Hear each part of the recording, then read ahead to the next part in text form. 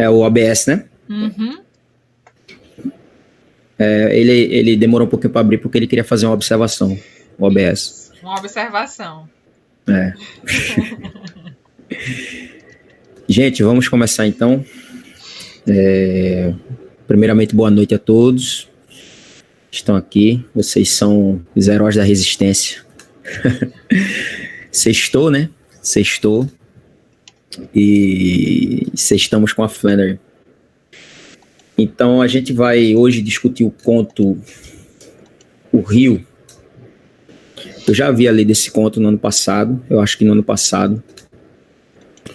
E, evidentemente, tive que reler de novo, né? Reler de novo foi boa. Mas, enfim. Eu tive que reler o conto para anotar mais impressões e confrontar com as impressões de vocês, né? Na verdade, o nosso grupo ele tem essa característica da gente confrontar no sentido de... Eu acho que a melhor palavra é convergir, né? A gente converge as opiniões, as impressões sobre as histórias que a gente está lendo. E no final eu sempre acho o saldo muito bom. Eu digo sempre porque, na verdade, esse grupo ele começa de maneira informal ainda no ano passado, quando a gente se reuniu, né, no Altuzes e discutimos 2 contos dela. E aí ficou a deixa para a gente continuar esse projeto. E esse projeto parece que vingou, né? Somos aí os flanelinhas. Eu não gostava de flanelinha não, mas vocês me fizeram mudar de ideia sobre eles. Então hoje a gente vai abordar o segundo conto. Todo mundo aqui conseguiu ler, gente? Todo mundo conseguiu ler? Sim. Ok, eu vou deixar aqui quem tá no PC aí vai perceber que o chat tá bombando aí, né? Pessoal que não quer ativar o microfone por estar ouvindo. Aliás, eu ia até sugerir a trilha sonora para abrir esse nosso encontro hoje. Infelizmente eu não trouxe o violão ficou lá dentro. Mas a trilha sonora bem que poderia ser... Existe um rio, Senhor. Aleluia. Olha. Não. É assim. Aleluia. Alguém coloca o vídeo aí e Léo faz a ministração espontânea. Ministração espontânea, né? Então, assim... Bem, tem gente que ficou bastante... acredito que boa parte aqui leu o conto pela primeira vez, né?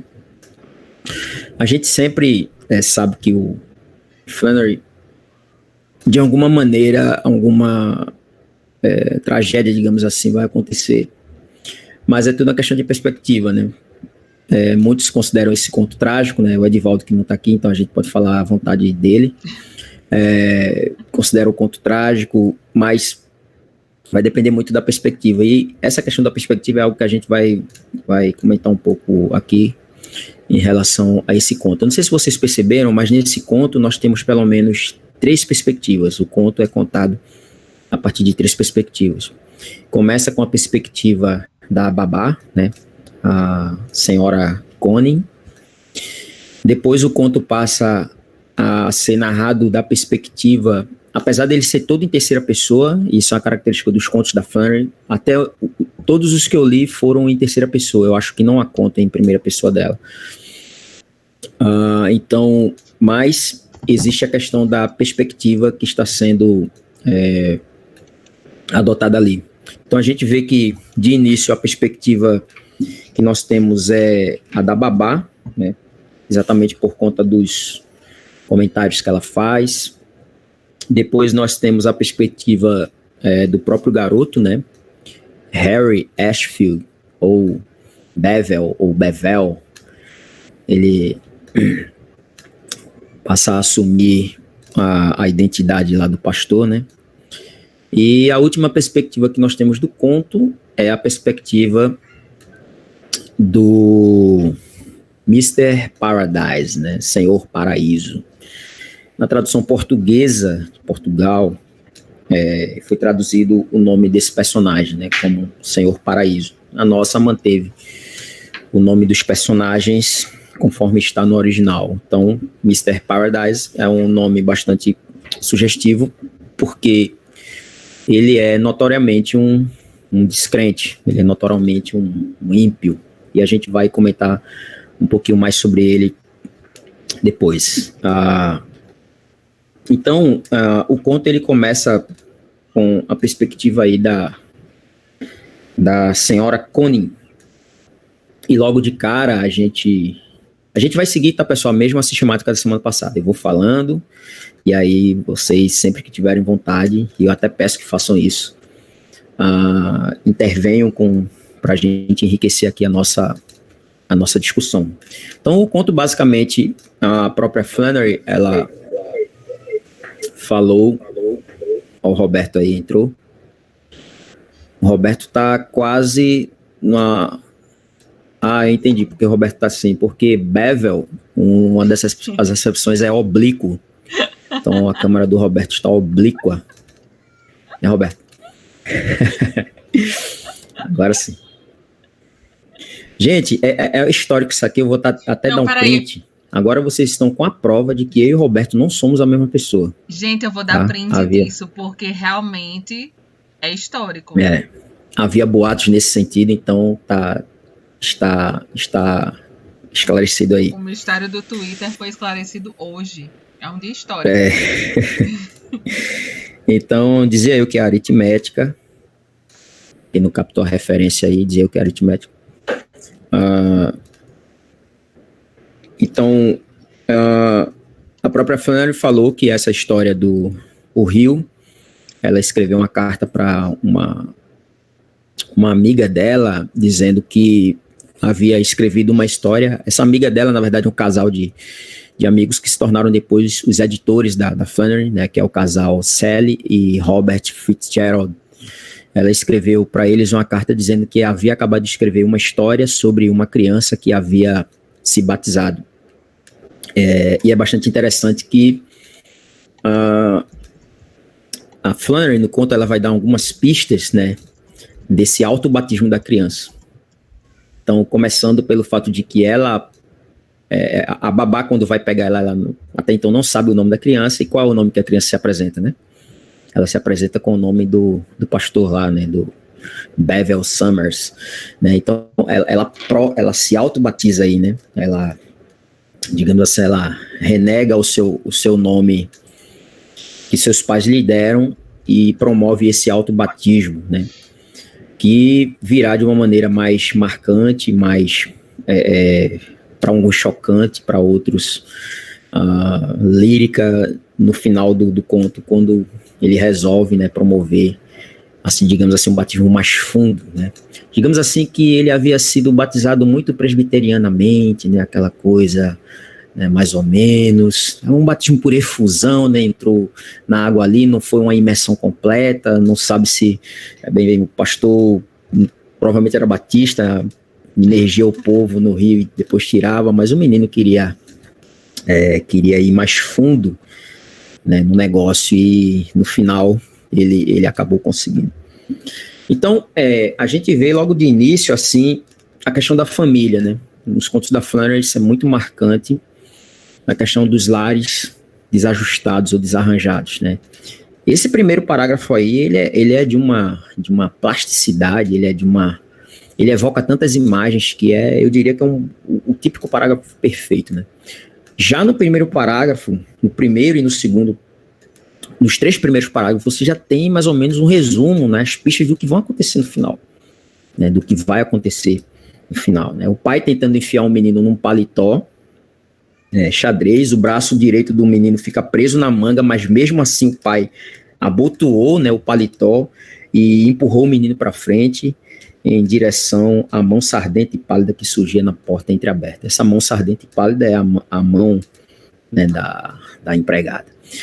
E aí até o Cauê me chamou a atenção, né, Cauê, para essa frase que aparece em seguida. Se o Cauê puder mostrar aí, eu não vou poder mostrar aqui. Mostrar aqui, assim, tipo? Não. É porque a frase que aparece em seguida no inglês original, tem duas frases que são bem marcantes, eu acho que quando você, pro conto como um todo, né? Então, em inglês, o pai, ele fala, em português tá, né? Ele não está bem arrumado, né? E em inglês Isso. a frase é he ain't fixed right, né? Então, e aí depois, e quem fala isso, na verdade, é a mulher, né? É a Isso. babá lá. Ela vai a dizer... Mr. Conan. Mr. Conan, ela vai dizer he ain't fixed right. E aí o pai responde, né? Well then, for Christ's sake, fix him, né? E aí você tem a ideia desde o começo dele com alguém que não tá fixed right, não tá consertado, né? E aí quem que vai fazer o fixing him é justamente Christ, né? Então é Cristo. Então no texto em inglês, no começo, assim, quando eu li, porque eu li em português primeiro, depois eu fiz a leitura em inglês. E aí quando você lê, de começo já é um estalo, né? Então assim, no inglês essa questão do fix, né? Essa ideia da pessoa quebrada. Então, o menino, ele é apresentado como uma pessoa quebrada desde o começo. E aí, desde o começo, você vê o indicativo de que é aquele que vai consertá-lo no conto, né? Que é exatamente Cristo. Exatamente. Esse é um dos 3 momentos, para mim, que a tradução atrapalha nesse conto, tá? A última vez eu falei isso também, mas para mim tem 3 momentos nesse conto que a tradução dá uma dificultada no entendimento de algumas coisas. Esse eu acho que é um spoiler importante do começo do conto. Tá aparecendo para vocês aí ó, a tela que eu coloquei? Eu posso só fazer uma colocação? Pode, Roberto. Roberto, aqui é o Matheus. Desculpa, Matheus, desculpa, a voz é muito parecida. Nossa, pronto, o Matheus é o Roberto e não eu, tá, gente? Eu também estava vendo aqui no inglês e essa frase também me chamou a atenção.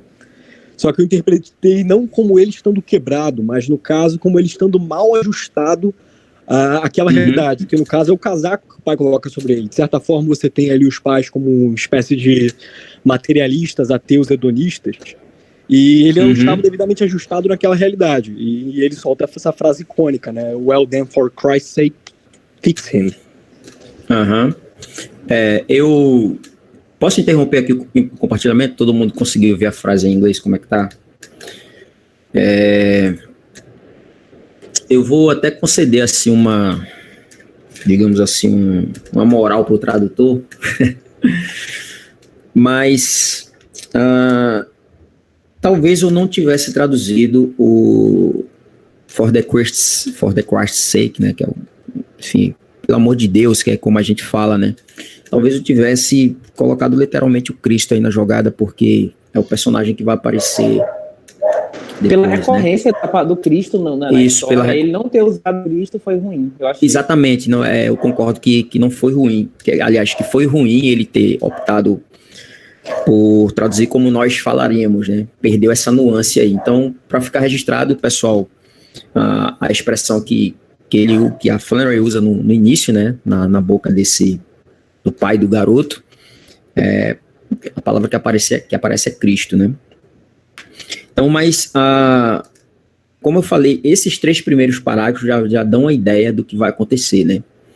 A senhora Conan percebe que a criança está desajustada, não encaixou naquela roupa ali, e o pai pede para ela dar um jeito nele, né? Quer dizer, ajustar o garoto, né? Só que quem vai ajustá-lo é o próprio Cristo, né? Só rapidinho, sim. Fala, na verdade, assim, no conto como um todo, no outro conto também a gente viu isso, tem muito disso, tá? Do duplo sentido mesmo, de uma coisa que, não, realmente quer dizer a mesma coisa aparentemente. Mas dentro da história como um todo, você vê que tem pelo menos a gente entende, né, que tem um segundo sentido na leitura. No primeiro conto tem muito disso. Na realidade, nesse conto tem muito disso também. Vários momentos onde você tem um sentido imediato, mas dentro do conto como um todo você pode interpretar de uma outra forma, digamos assim. Exatamente. É por isso que tem que... Sim, Débora, pode falar. Apesar de eu ter lido todo em português, né? Isso que vocês estão falando sobre a questão do inglês realmente traz uma riqueza muito maior para a interpretação. Mas esse pedacinho, lá na frente, ele fez sentido para mim. Então, assim, quando o pastor estava dizendo para ele que agora ele ia encontrar... É como se... Ele usou uma outra expressão que eu não lembro agora, mas era tipo assim, agora você é alguém, você é uma agora pessoa... Você conta. Isso, você agora conta. você conta, isso. Aí eu pensei, caraca, lá no começo, desde o começo ela tá mostrando esse menino todo quebrado. Aí pra mim fez sentido, né? No caso eu não tive acesso ao inglês, né? A versão em inglês. Não cheguei a ler. Mas pra mim isso fez sentido lá na frente, então eu saí juntando as coisas de lá pra cá e não daqui pra lá, como vocês estão fazendo, né? Então pra mim deu certo. Então tô defendendo o tradutor, viu, Cauê?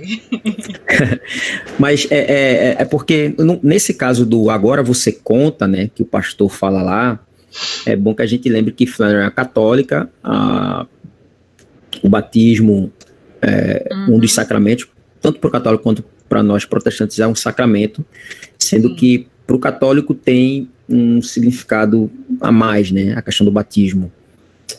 Ele é de fato a inclusão, digamos assim, aquela ideia lá, né? Se você não se batizar, morre pagão, aquela coisa toda. Então, é curioso que é um pastor quem diz isso, né? A Flannery, isso, regeneração batismal, obrigado, Matheus.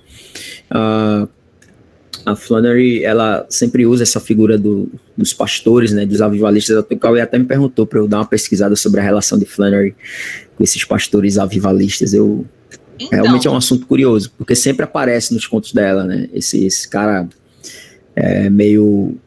o típico evangelical, né, só que aí mais com uma pegada um pouco mais mística, mais... enfim. Mas para mim essa fala... eu nem lembrei dessa questão católica da coisa, mas eu lembrei da identidade dele. Agora você é alguém em Cristo, né? Então, assim, eu levei para esse lado, sabe? Pessoal, tem uma coisa interessante que aparece aqui, que tá aí logo no início também, que é o ambiente da casa lá do menino, né? É bom lembrar que o nome, digamos assim, sim... Beatriz. Voltando a uma questão rapidinho, tá? Sim. Tá dando eco aí. É o meu, eu não consigo fazer funcionar o microfone, cara. Peraí só um pouco. Roberto, você consegue falar pelo outro microfone que a gente tá vendo que tá ligado? É o do computador, não é? Então, desliga o do computador e deixa ligado do celular. Essa câmera que você está usando é a do celular, não é? Aí você desliga o áudio do computador e deixa ligado somente o do celular. A gente não está te ouvindo. Agora tá ouvindo? Sim, mas aí você precisa desativar o áudio do outro dispositivo. Aí agora? Vai dar certo. Aleluia. Continua o eco. Continua com Fala aí, só para testar. Mas eu acho que é para ele ajustar o volume. Mas o volume do celular tá desligado. Aqui pra gente, ele tá ligado. E Roberto, coloca o computador, além de no mudo pra gente, no mudo pra ti, pra tu não ouvir pelo computador, pra tu ouvir pelo celular. Tá, pera aí, deixa eu tentar desligar o som aqui, então. E eu acho que se o fone ajuda. Vai lá, Beatriz.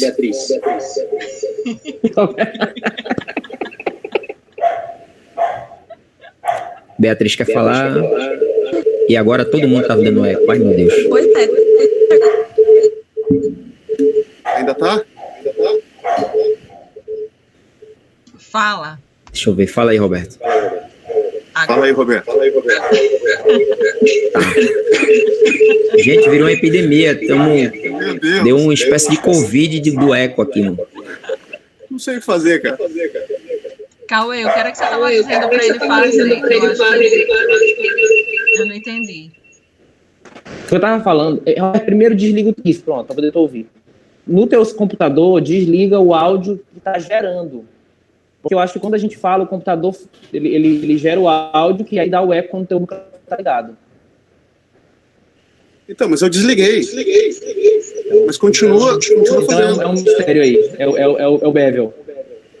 É o Bevel.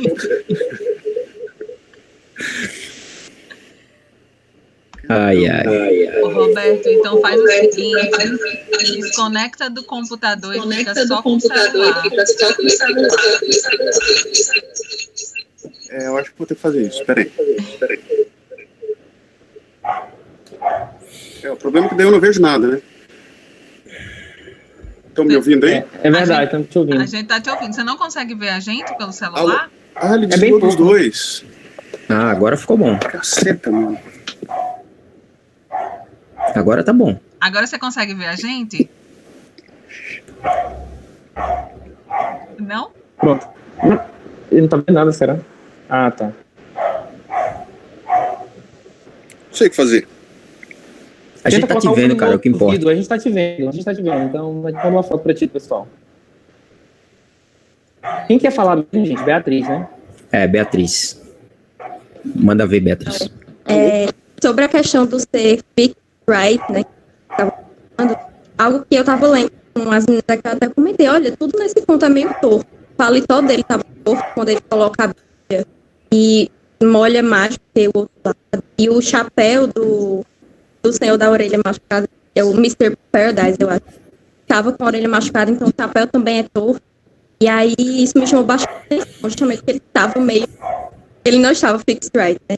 Toda a ambientação é meio torta, querendo. Havia um homenzinho torto, morava numa casa torta. Isso aí. Exatamente. É bem isso, bem. Aí? Tá dando pra ouvir sim, Roberto. Bem observado, Beatriz. Inclusive o caminho bem é torto e sinuoso, né? Isso. Muito bem observado. Posso fazer 2 comentários? Até 3. Bom, primeiro, a questão da tradução, eu até comentei no Twitter sobre uma tradução que eu vi do Sons of Anarchy, em que os caras traduziram The Push como a separação, e no contexto não tem nada a ver com separação, tem a ver com o tráfico de drogas. E assim, o trabalho de tradutor é um negócio difícil pra caramba. Se você não tá totalmente inteirado do contexto ou daquilo que está sendo falado, é realmente um negócio bastante complicado. Eu dou crédito pra caramba pra tradutor, porque é um negócio complicado pra caramba. Essa é a primeira coisa. A segunda coisa é dessa questão de desde o começo já falar sobre o menino ser quebrado, essa coisa toda. O que mais me impressiona na Flannery é que ela sempre trata de depravação total. Sempre. Todo mundo é totalmente depravado e depravado mesmo. O menininho não é bom. Ele não é bom, não. Ele é como o ladrão na cruz. Mas ele não é bom. Ele é quebrado. E eu falei isso no nosso grupo, da questão do Ashfield, que seria um campo de cinzas. Porque ele faz parte desse campo de cinzas. Todos nós fazemos parte desse campo de cinzas. Todos nós somos cinzas. E cinzas são lixo. São coisas para serem jogadas fora. Então, é bastante relevante isso, porque ela já coloca logo de cara essa questão de um menino ser quebrado e ser carente de redenção. Era isso que eu queria falar. E o que eu ia comentar, pegando essa carona aí, Roberto, é que a casa dele era uma casa cheia de cinzas, né? A gente vê diversas vezes falando das guimbas de cigarro. Então parece as cinzas aparecem o tempo todo no conto. Aparecem o tempo todo. É muito interessante isso. E Ashfield, eu dei uma pesquisada sobre Ashfield, e Ashfield parece que é uma cidade em algum lugar, não sei se é na Inglaterra ou nos Estados Unidos, mas é uma cidade. Mas o nome Ashfield tem a ver com um campo, uma plantação de freixos. E os freixos são cinzas, por isso essa comparação sempre com cinzas. Eu achei impressionante isso. Uhum. Acho que a Flannery fecha com freixo, né? Desculpa aí, horrível trocadilho. Mas outro aspecto interessante nessa questão da caracterização dos personagens é que, assim, além de a caracterização do ambiente, primeiramente, né? Você vê que, por exemplo, quando ele chega lá no chiqueiro, né, da senhorita Connie, ele percebe lá, ele vê lá os porcos, né? E ele percebe que os porcos, eles não são rosinhas como no desenho animado, né? Como nos livros. Os porcos são cinza, né? Então, realmente, esse ambiente, né, cinza, ele está o tempo todo... Ele predomina. Em todo lugar, em toda descrição, né? Isso, em toda descrição, ele predomina. E outra coisa bem interessante também é a caracterização de alguns personagens. Por exemplo, como que a senhorita Connie, ela é... ou senhora, enfim, ela é caracterizada como uma mulher esquelética, né? Então, me parece que aí talvez esteja contida a ideia de esqueletos esperando, né, o sopro, né, Ezequiel 37 lá, é o sopro reavivador do espírito, né? Então todo mundo está nessa condição de pessoas esqueléticas ou em cinzas, né, esperando serem reavivadas, né, pelo Cristo. É interessante demais. E Léo, tu vai falar assim, das coisas, a gente pode... Oi? Esse lance dos porcos, eu acho que ele é um lance central aí. Eu não sei se... Sim, com certeza. Né? Então o porco ele aparece pelo menos de umas quatro formas no conto, né? Então o porco ele aparece primeiro, né, na imagem mental dele, que é esse porco rosinha de gravata borboleta, e aí ele vai tentar ver o porco de verdade, e o porco de verdade na verdade é cinza, passa por cima dele, é sujo, tem a cara de zangado, né, que é a característica que eles fazem. E se bobear ele te mata. Exato. O terceiro momento que o porco aparece é na cena de Jesus, né? De Jesus expulsando os demônios, expulsando os demônios, né? Só que, na verdade, a caracterização do livro é que Jesus expulsou os porcos dele, né? Então, no livro fala assim, que os porcos são expulsos do cara lá, né? E o nome dele é Legião. E aí, a quarta vez que o porco aparece no conto é quando faz a referência ao Mr. Paradise, né? Que ele é chamado como um porco, ele chega como um porco. E aí, se você for, e aí eu vou comentar o segundo momento que a tradução, na minha opinião, ela atrapalha, né? É quando vai falar do primeiro encontro dele com o porco. Quando ele vai falar do encontro com o porco, ele diz, na nossa tradução, deixa eu ver qual que é a página aqui. Na tradução, ele dá a ideia de que ele nunca mais queria ver o porco, né? Que ele não queria ver o porco, né? Alguém sabe a página? Tá aí, acho que eu anotei aqui, deixa eu ver. Eu tinha anotado a página. Mas na nossa tradução, a ideia que passa é que ele não queria ver o porco. Cadê? Isso. Se alguém achar, pronto. Na inglês aqui tá... Logo depois que tem a cena do porco, né? A Mr. Connie vai falar do Mr. Paradise.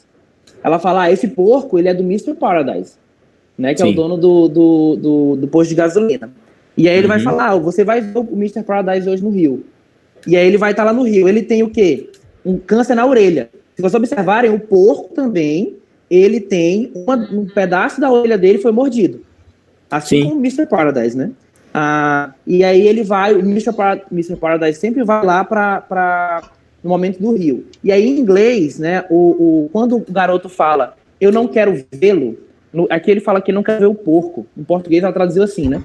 Mas em inglês está traduzido, tá dito, né? I don't want to see him. Então, eu não quero ver ele. Aí, claro, pode ser traduzido tanto como o porco, mas o him, logo no parágrafo anterior, faz referência ao Mr. Paradise. Sim. Né? Então, assim, para mim, isso dá uma ideia de que exatamente ele não queria ver quem... Aquela pessoa, ou pelo menos deixa no ar, uma das duas condições.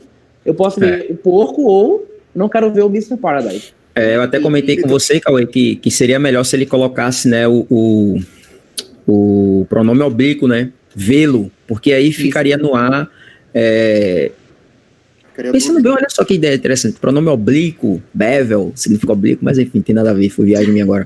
Mas enfim, se colocasse vê-lo, ficaria sugerida a ideia tanto do Mr. Paradise quanto do porco, né? Mas ele coloca como se ele fosse o porco, né? E aí, claro, tem um detalhe, né? Isso. Que até a gente já teve spoiler no grupo. Então, mas isso... O Mr. Paradise é Legião, né? É ele que é o porco da história, assim. Ele que é a Legião que foi retirado, ele que representa.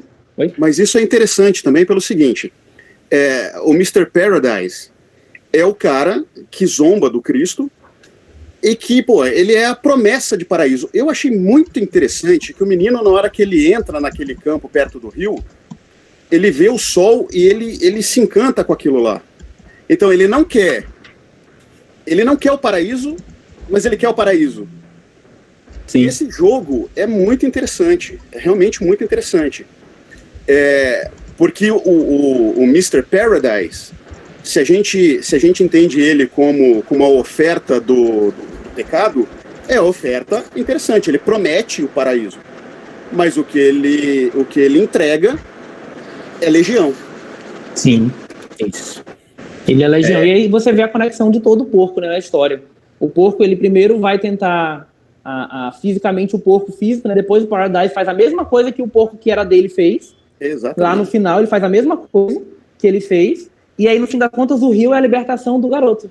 Porque, aí a gente vai discutir esse ponto ainda, né? Mas o rio é a libertação do garoto da mão de legião.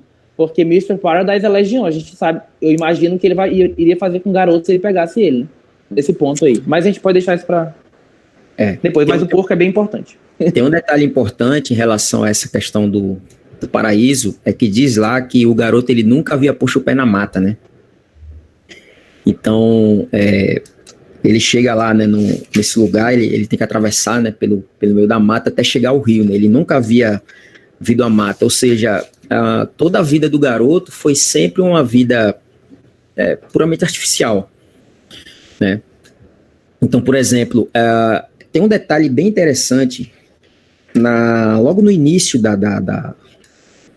da história, que assim, aparece a mãe dele, né, ela cheia de dores, a gente não sabe o que é que ela tem de fato, mas depois é que a gente vai deduzir o que é que ela tinha, né, até o garoto vai dizer, ela tá de ressaca, ele usa essa expressão, e aí fica sugerida a ideia de que, sei lá, os pais do garoto eram, sei lá, prostitutos, ou até aparece, né, depois a caracterização de como a mãe estava vestida, né, as unhas vermelhas e tal.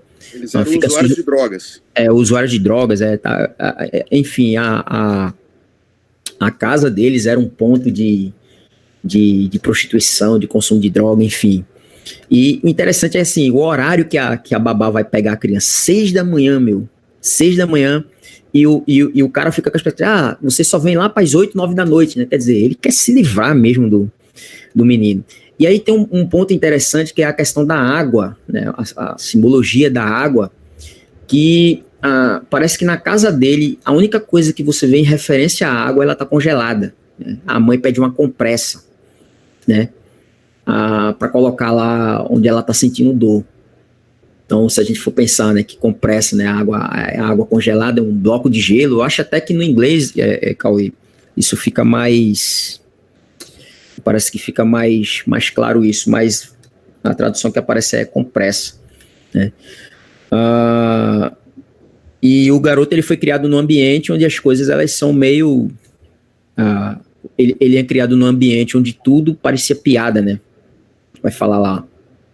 Ou seja, ele não tinha contato com o mundo real. Qual era o porco que ele conhecia? Era o porco dos livros ou dos desenhos, né? Aquele porquinho rosa com gravatinha borboleta, até que ele depara com o porco como ele é de fato, né? É cinza, é sujo, se você vacilar ele vai te morder, vai te destruir, né?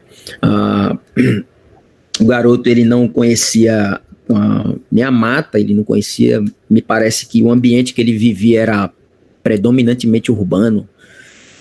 Enfim, essa caracterização do ambiente, esses detalhes, eles fazem toda a diferença, porque a viagem para a qual a Mr. Conan vai levar o garoto é uma viagem que vai mudar a vida dele para sempre, né? Então ela vai levar ele, digamos assim, para o mundo dela, né? Um mundo mais rural, né? Ela morava perto de uma mata, onde atravessando-se essa mata havia um rio. Nada disso o garoto tinha visto até então, né? Ele tinha entre 4 e 5 anos de idade. E nada disso ele havia visto até então na vida dele. Um ponto interessante aqui é algumas coisas que se fala sobre o garoto, né? Fala lá que ele parecia tão mudo e paciente como um carneiro velho à espera de ser solto. Já aparece aqui uma ideia bem, digamos assim, de Cristo, né? Uma figura aqui de Cristo, né? Como uma ovelha muda, né? A espera de ser solto, no caso, a libertação, a soltura do garoto seria o próprio abate, a própria morte, né? Enfim, a gente está assim numa... Sim, só Cauê, só para voltar aqui, tem uma questão interessante sobre a senhora Conning, que ela é muito, digamos assim, perfeccionista, né? Ela atenta muito para as coisas fora de lugar, né? Ela tem, digamos assim, um gosto estético. Ela é bem exigente em termos, né, de estética. Ela critica o quadro na parede lá da família do garoto. Ela, quando vê o próprio reflexo na vitrine da lanchonete, ela murmura, né, o seu próprio reflexo, né, e vê a criança toda desarrumada e diz: tem gente que não liga, deixa a criança sair de qualquer modo, né? Enfim, sendo que o próprio, como é que é descrita a senhorita Connie, né?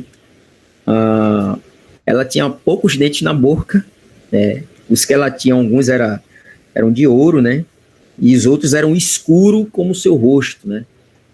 Então, aqui já fica sugerida a ideia de que ela provavelmente era negra, né? Então tem essa questão também que aquela Flannery toca muito, embora nesse conto não fique assim tão marcante, mas daqui dá para ver que a mulher era negra, né? O seu dente era escuro como o seu rosto.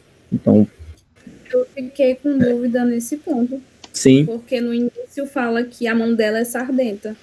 Aí depois diz que o rosto dela era escuro como os dentes. Eu também fiquei achando que ela era ruiva. Foi. Por conta do sardenta. Ruiva escura. Mas aí ela era um esqueleto musical, né? Então, um esqueleto com sardas, uma coisa bem... O que me soou é que ela tinha os dentes podres, e não que ela fosse negra por causa da pele. A pele, sei lá, vai ver que o sardento faz referência a isso, sei lá. Eu achei esquisito também. Mas me soa muito mais a podre do que negro. Uhum. O Matheus está lembrando aí, no início diz que a mão dela era pálida. E agora? Enfim, era uma pessoa... mas o interessante é que a caracterização dela em seguida é o que ela tira do bolso, né? Um lenço florido. Quer dizer, era alguém que, mesmo com seu aspecto ali esquelético, era alguém que, de certa forma, ansiava por cores, enfim. Cauê, mesmo feia. Enfim. O que é que mais temos aí? Temos que ela tinha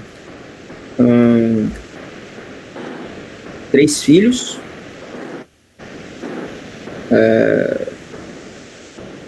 3 ou é 2, gente? Agora eu dei um branco aqui. 3, né? 3 filhos e uma filha. Isso. A menina meio que mete medo, né? Os garotos é tipo a guarda, provavelmente a mais velha, né? Meio que tá ali para fiscalizar os meninos.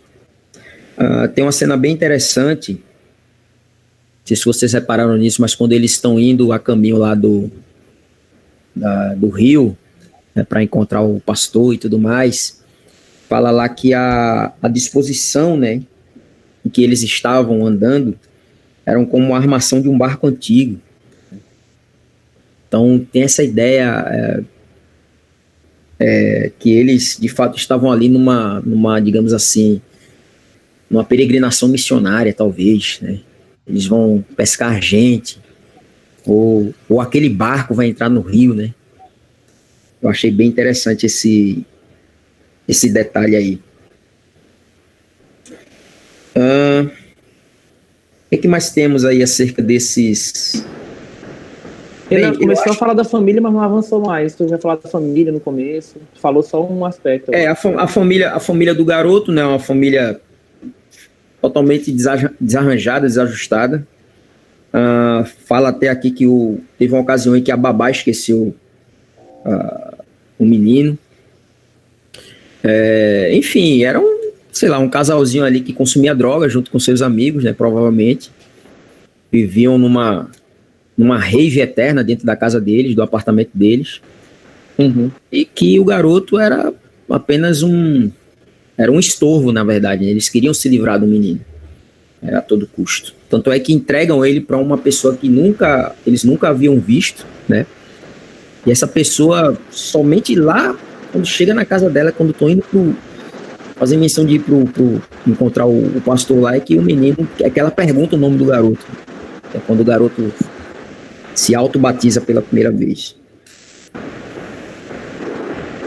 E a família entrega ele num domingo, eu acho isso interessante, assim, né? A família entrega ele no domingo, né? Que é um dia que você vai pensar, se é um dia para não ter babá, é o domingo, né? Não é um dia que você... Então, assim, logo você vê a caracterização deles, né? Não são cristãos, pelo contrário, né? Eles são bem... Era comum ele ter babás, então na história ele fala, né? Que de vários casos, ele fala do caso que foi perdido, mas ele compara, ela é muito diferente das minhas outras babás. É muito melhor porque eu saio com ela, eu não fico só nos parques. Então era habitual, eu anotei aqui que era habitual isso acontecer. Ele sabe, o garoto sabia, né? Rapaz, assim, particularmente, o conto pra mim foi bem forte, marcante, pela idade do garoto, né? Porque, assim, o garoto ele tem 4 ou 5 anos. Então, assim, eu tenho minha filha tem entre 4 e 5 anos, mais velha, né?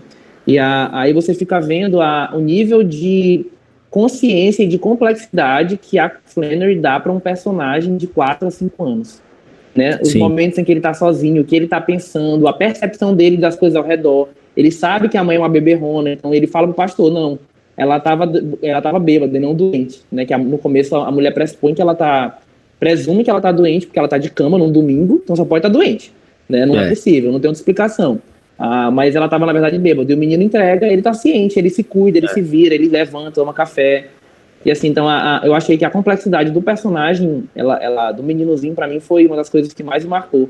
Porque, às vezes, quem tem filho sabe, né? Que filho, ele é um negócio muito louco. Mas, às vezes, você avalia tanto os pecados externos, que são mais fáceis de ver, mas no conto, a Flannery, ela mostra o coração mesmo do moleque. Né? Ela mostra mesmo que tá no coração dele. Então, isso é bem legal. Então, eu achei legal esse negócio de ser um menino também. Eu mencionei lá no grupo que podia não ser um menino, né?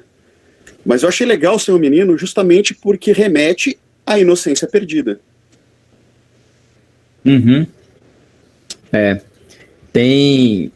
Remete um pouco, né? Se a gente for fazer paralelos com outros livros que a gente leu e conhece, né?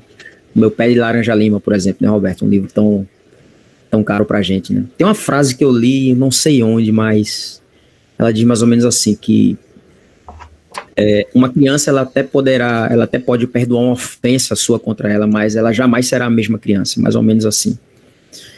Então, esse menino, né? O tanto de ofensa que ele sofreu na vida, né, pelos pais, o tanto de desprezo que ele sofreu, aquilo ali gerou no coração dele um anseio de liberdade, né? E ele encontrou isso, né, na figura de Cristo, né? Sim, e a primeira apresentação de Cristo no livro é exatamente como? Né, com as crianças cercado aos pés criança. dele, cercado de crianças, é aquela passagem, né? Deixai vir a mim os pequeninos. Exatamente. E aí, quando ele é introduzido, ele não sabia nem quem Cristo era, porque ele se surpreende com o fato de que ele foi criado por Cristo, né? Para ele, é um médico que tinha criado ele. Então ele não conhecia Cristo. A primeira apresentação de Cristo para ele no livro lá é exatamente a apresentação do Cristo com as crianças, que a mãe depois faz troça. Né? Lá na frente, a mãe pega o livro, ela faz troça com essa parte. Ela lê o livro, ela tira sarro, né? Porque ela e os amigos dela são muito mais intelectuais, então que besteira é essa infantil de um Cristo com as criancinhas, né? E eu achei assim bem, como eu falei, né? A partir de certo ponto, o conto ele passa a ser narrado a partir da perspectiva do garoto. Porque, por exemplo, quando Cristo aparece pela primeira vez, aí o quadro que a Mr. Connie tinha na casa dela, né, que era de Cristo, não fala explicitamente nesse primeiro momento que é Cristo. Fala que era um quadro de um homem assim assado, cercado de... A gente deduz que é Cristo porque nós conhecemos. Então aquilo ali é a perspectiva da criança, né? Então eu acho incrível a habilidade de Flannery em mudar a perspectiva, né? Mantendo a narrativa em terceira pessoa, ela mudar a perspectiva da história que está sendo contada, né? E a partir daí passa a ser de fato a história da criança. Basta a gente ver que depois, né, a maneira como ele vai enxergar os porcos, né, a relação dos porcos com os filhos da senhora Connie, como ele vai enxergar o próprio rito, né, do batismo, como ele fica ali observando as pessoas se batizarem, aí vai aparecer lá, né, é bem interessante, que vai aparecer quando vai falar do pastor, né, vai falar lá que o pastor, ele entrou na água, né, a água quase lhe chegava aos joelhos, e ele usava uma calça caque e havia enrolado a calça para não molhar. Então vejam, aí, no caso, a perspectiva da criança, né? Ora, se o batismo é tão importante, né? Por que o pastor, ele entra, a água não bate nem no joelho dele? Por que ele enrola a calça para não molhar? Que tanta preocupação é essa com a calça, né? Aí na mente da criança, eu acho que se o negócio é tão transformador como ele está dizendo, eu acho que o negócio só funciona se eu mergulhar fundo e até onde não mais meus pés tocarem, por aí vai, né? Aí mostra lá, né? Depois vai mostrar uma mulher se batizando. Eu ri demais com essa parte. A mulher com um bracinho como de borboleta, né? A mulher se abaixando na beirinha do rio, né? E aí você começa a mentalizar a cena, né? Uma mulher com, sei lá, que tipo de piripá que ela tinha, de uma tremedeira, né? É até essa palavra que eu achei fantástica, a tradução nesse aspecto, né? Sim, Mei. Gente, eu confesso que também foi outra parte, entendam, né? Tenham paciência comigo. Primeira leitura da vida de Flannery O'Connor. Mas essa parte do pregador, me parece, não sei se eu entendi certo, mas parece que ele começa a pregar, e aí ele fala, né, que se vocês vieram aqui para ver cura, eu não prometo isso, e ele começa a pregar a Cristo, né? Só que aí parece que ele fala e ninguém escuta, como se todo mundo ignorasse, aí que vem a velhinha e se joga assim na água. Eu fiquei, na hora que eu li, eu fiquei entendendo como se fosse meio do nada, assim, tipo, ele tá falando, ele tá pregando, dizendo que não promete que eles vão ver cura, aí alguém grita da multidão, eu já vi, esse homem tem poderes, então daqui a pouco a mulher se joga na água. Eu fiquei, quê? Como assim? Foi assim, minha impressão. Eu não sei se eu tive a impressão, se eu li direito, porque, como eu disse, a primeira leitura foi um pouquinho difícil. Homem, ele também passa meio que uma imagem de um impostor, né? Porque logo no início, quando a senhora Connie diz que o marido dela não foi curado porque não tinha fé, e passa muita imagem desses pastores neopentecostais de hoje, sabe? Esses ministérios de cura e tudo mais. Então, assim, foi uma coisa, e depois também no momento da pregação, alguém comenta de novo que fulano não foi curado porque não tinha fé, teve câncer e não foi curado porque não tinha fé, não teve fé suficiente. Então, mas vocês não acharam que tem um contraste nisso daí? Porque o pregador... Eu acho que tu vai entrar no ponto que eu percebi. Eu percebi o contrário. Eu percebi como se houvesse uma construção dele, da imagem, não sei porquê. E nessa pregação dele específica, quando o menino vai, ele quebra todas as... Pelo menos ele tenta, né? A fala dele é quebrando as expectativas do povo de que ele vai curar o povo. Só que parece que ninguém escuta o que ele está falando. Pelo menos essa foi a minha impressão. Eu tive essa mesma impressão. A impressão que eu tive é de que as pessoas estavam interessadas na cura e não na mensagem. A própria senhora Conning, ela vai lá para ver cura. Ela não vai lá para ouvir a respeito de Cristo. Então, eu tive essa impressão também, que não de que o pregador fosse um charlatão, porque o contraste é claro. A senhora Conning chega falando que ele é o curandeiro e cura e faz isso e faz aquilo. E ele fala, se vocês vieram aqui para isso, vocês não vieram para aquilo que eu estou fazendo. Então a impressão que eu tive é de que ele era um cara sério. O que eu achei interessante também, mas aí é um pouquinho mais para frente, né? Porque ele foi batizar o menino e o menino voltava, ele não ia. Mas isso, bom, deixamos um pouquinho mais para frente. Inclusive, Eita, pode falar, Bia. Não, só que inclusive tem um momento, se eu não tenho nada, que ele diz, não, você pode ir embora, quando uma mulher começa a gritar, eu já vi ele fazendo milagre, e ele mesmo diz, você pode ir embora, veio com um propósito errado. Então eu tive também a mesma impressão que vocês, que ele estava ali sendo a figura mais ignorada da cena. Sim, inclusive é muito cômica. Assim, na verdade, eu morri de rir, eu até ri alto, porque assim, ele acaba dizendo, eu nunca disse que vocês iam ver cura. Aí vem a figura tremulante, né, que é a velhinha, e se joga no rio. Do nada, assim, ele tá falando que se eles vieram por causa de cura e começar a pregar Cristo, você vê a pregação dele, ele diz que Cristo é o rio, né, e vocês vieram atrás dele, mas vocês vieram querendo cura, prometo isso. Aí primeiro grita alguém lá, eu vi esse homem curar não sei quem, no rio. Aí você vê que realmente é a figura mais ignorada, pelo menos nesse ponto. Oi, Léo. Eu comentei com o Cauê, parece até que o Roberto interceptou nossa conversa, Cauê. Uhum. Exatamente, que eu achei que o pastor aí, ele não é um charlatão no sentido clássico de um impostor, um cara que tá ali atrás de dinheiro,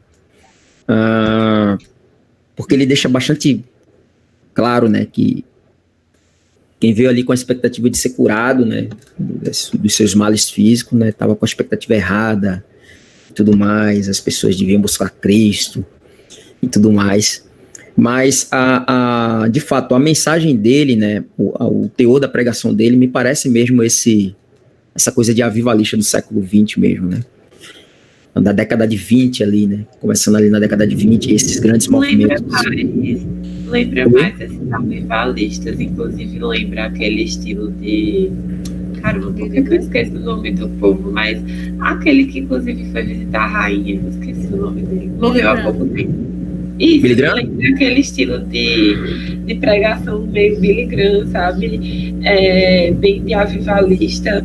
Só que no início, inclusive, fala, né, que a mulher fala, né, eu sei que esse pastor pode curar. Aí ele começa a pregar tudo, ela fala, ele começa a repetir tudo que havia dito antes sobre o rio e o reino de Cristo. Aí no próximo parágrafo vem um homem e bota o bebezinho na água e parece que todo mundo começa a tomar banho na água. E essa parte que eu fiquei... eu tenho eu até perguntei pro Léo se ele sabia se a Flannery ela tinha alguma posição sobre os avivalistas, porque eu tenho uma impressão intermediária aí nessa história. Eu acho que ela tá tirando sarro, a Flannery, do movimento, digamos assim, né? Ao mesmo tempo que ela tá mostrando que essa questão essencial do Cristo, ela é verdadeira, digamos. Porque assim, ela faz umas caracterizações dele, né? Como o Léo falou, dele enrolando a coisa, não se molhando de verdade. Em alguns momentos, quando alguém faz uma crítica, ele está quase sorrindo, né? Então, ela tem uns comentários assim que me dá a entender que ao mesmo tempo que ele bate dizendo, não vim aqui para cura, mas ele também se alimenta do fato de que as pessoas estão lá por causa disso. Então, ele pode ter a boa intenção, digamos assim, eu não acho que ele é um charlatão nesse sentido clássico, mas ao mesmo tempo eu acho que ela está fazendo uma apresentação meio de caricatura ou do que ela via em relação a isso, né?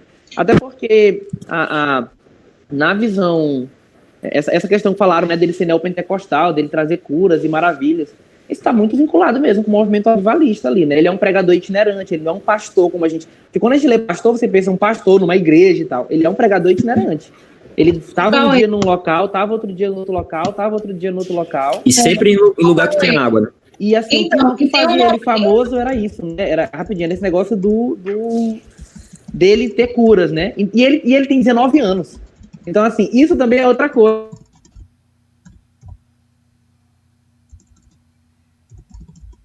Anos. Ou que aparenta ter 19 anos, entendeu? Então é tipo, como é que você leva a sério? E aí tem toda essa descrição meio ridícula da cena, mas ele parece acreditar que é sério, entendeu? O pregador. E o garoto acredita, como o Roberto falou, né? O garoto que é uma coisa que eu tô até esperando os comentários sobre isso, né? Que o garoto vê depois, ele acha que é brincadeira, mas depois o garoto, não, o negócio é sério, né? Então eu tô aí no meio do caminho aí nessa conversa, Cauê, eu acho.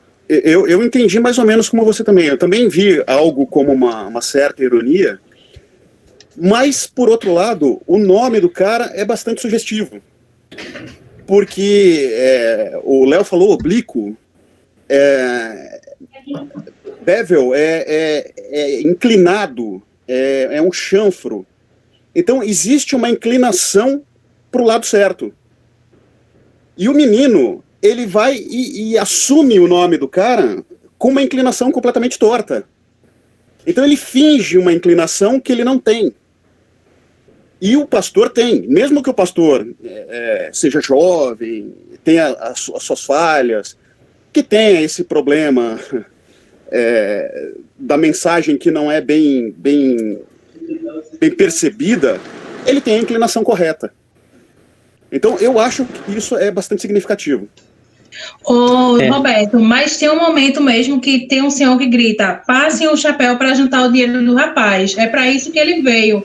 Então, assim... Mr. Paradise. Isso é o Mr. Paradise. Então, mas quem fala isso é o senhor... Mas assim, dá a entender que ele costumava passar recolhendo esse dinheiro, até porque a Connie fala que ele já vinha pregando naquela região, que era um dos melhores que tinha aparecido naquele lugar, sabe? Então, mesmo tendo sido o Paradise que falou isso, mas eu achei, juntando todas as coisas, eu achei bem sugestivo, porque, por exemplo, quando os pastores charlatões percebem que uma pessoa não foi curada, por exemplo, qual a desculpa que eles dão? Você não teve fé. Então, juntando uma coisa com outra, a questão do dinheiro, a questão do que Galdino falou logo no início, da calça levantada e tudo mais. Então, assim, juntando uma coisinha com outra, fiquei meio desconfiada. Então, foi a imagem que eu tive dele na leitura.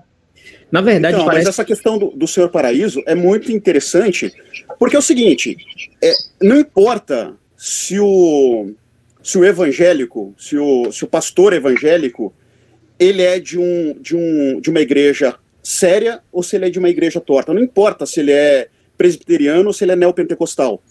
A visão que os de fora têm é sempre daquele que está atrás de dinheiro. Entendeu? Eu acho isso bastante significativo. E o lance da falta de fé, quem fala, na verdade, é a Mrs. Connie, né? Ela fala que o marido dela não teve fé. Exatamente, foi ela que fala, não ele, né? Fala isso, né? Eu tô aí no meio do... Eu acho que a Flanders estava tirando onda, mas esse lance do nome dele é significativo. Eu acho que é assim que assumiu o nome. Aquela frase, né? A mensagem é maior que o mensageiro, né? Isso, até as pedras clamam. Até as pedras clamam. Então também tem isso, Léo. A questão do mensageiro não ser tão relevante é importante também. Olha, posso fazer um comentário? Sim, Matheus. Me parece que ela constrói uma caracterização ambígua que se mantém até próximo do fim, mas ela se desfaz, e depois do que resta do Summers, o pregador, é um retrato completamente positivo. Se você para olhar, tipo, a representação dele como aquele que o céu brilhava nos olhos dele, ali o sol ou o céu, agora não me recordo, e tudo mais, parece que a construção tende a você ficar pensando se ele é um charlatão ou não, mas toda a caminhada do menino de tomar o nome dele, ir ali se batizar e depois voltar para o Rio, meio que em desconfiança a ele, é quase que uma imitação do Summers, entende?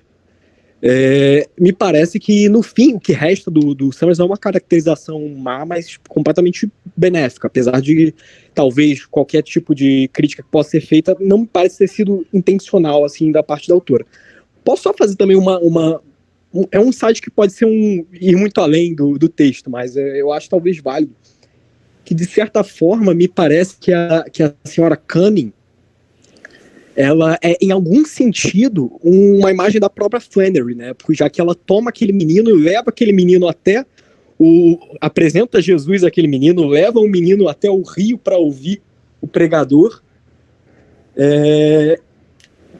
leva ele para ter essa experiência a primeira vez do interior, né? Que ele nunca tinha saído. De certa forma, ela, como escritora, ela leva os leitores para esse sul estranho dos Estados Unidos, esse sul profundo.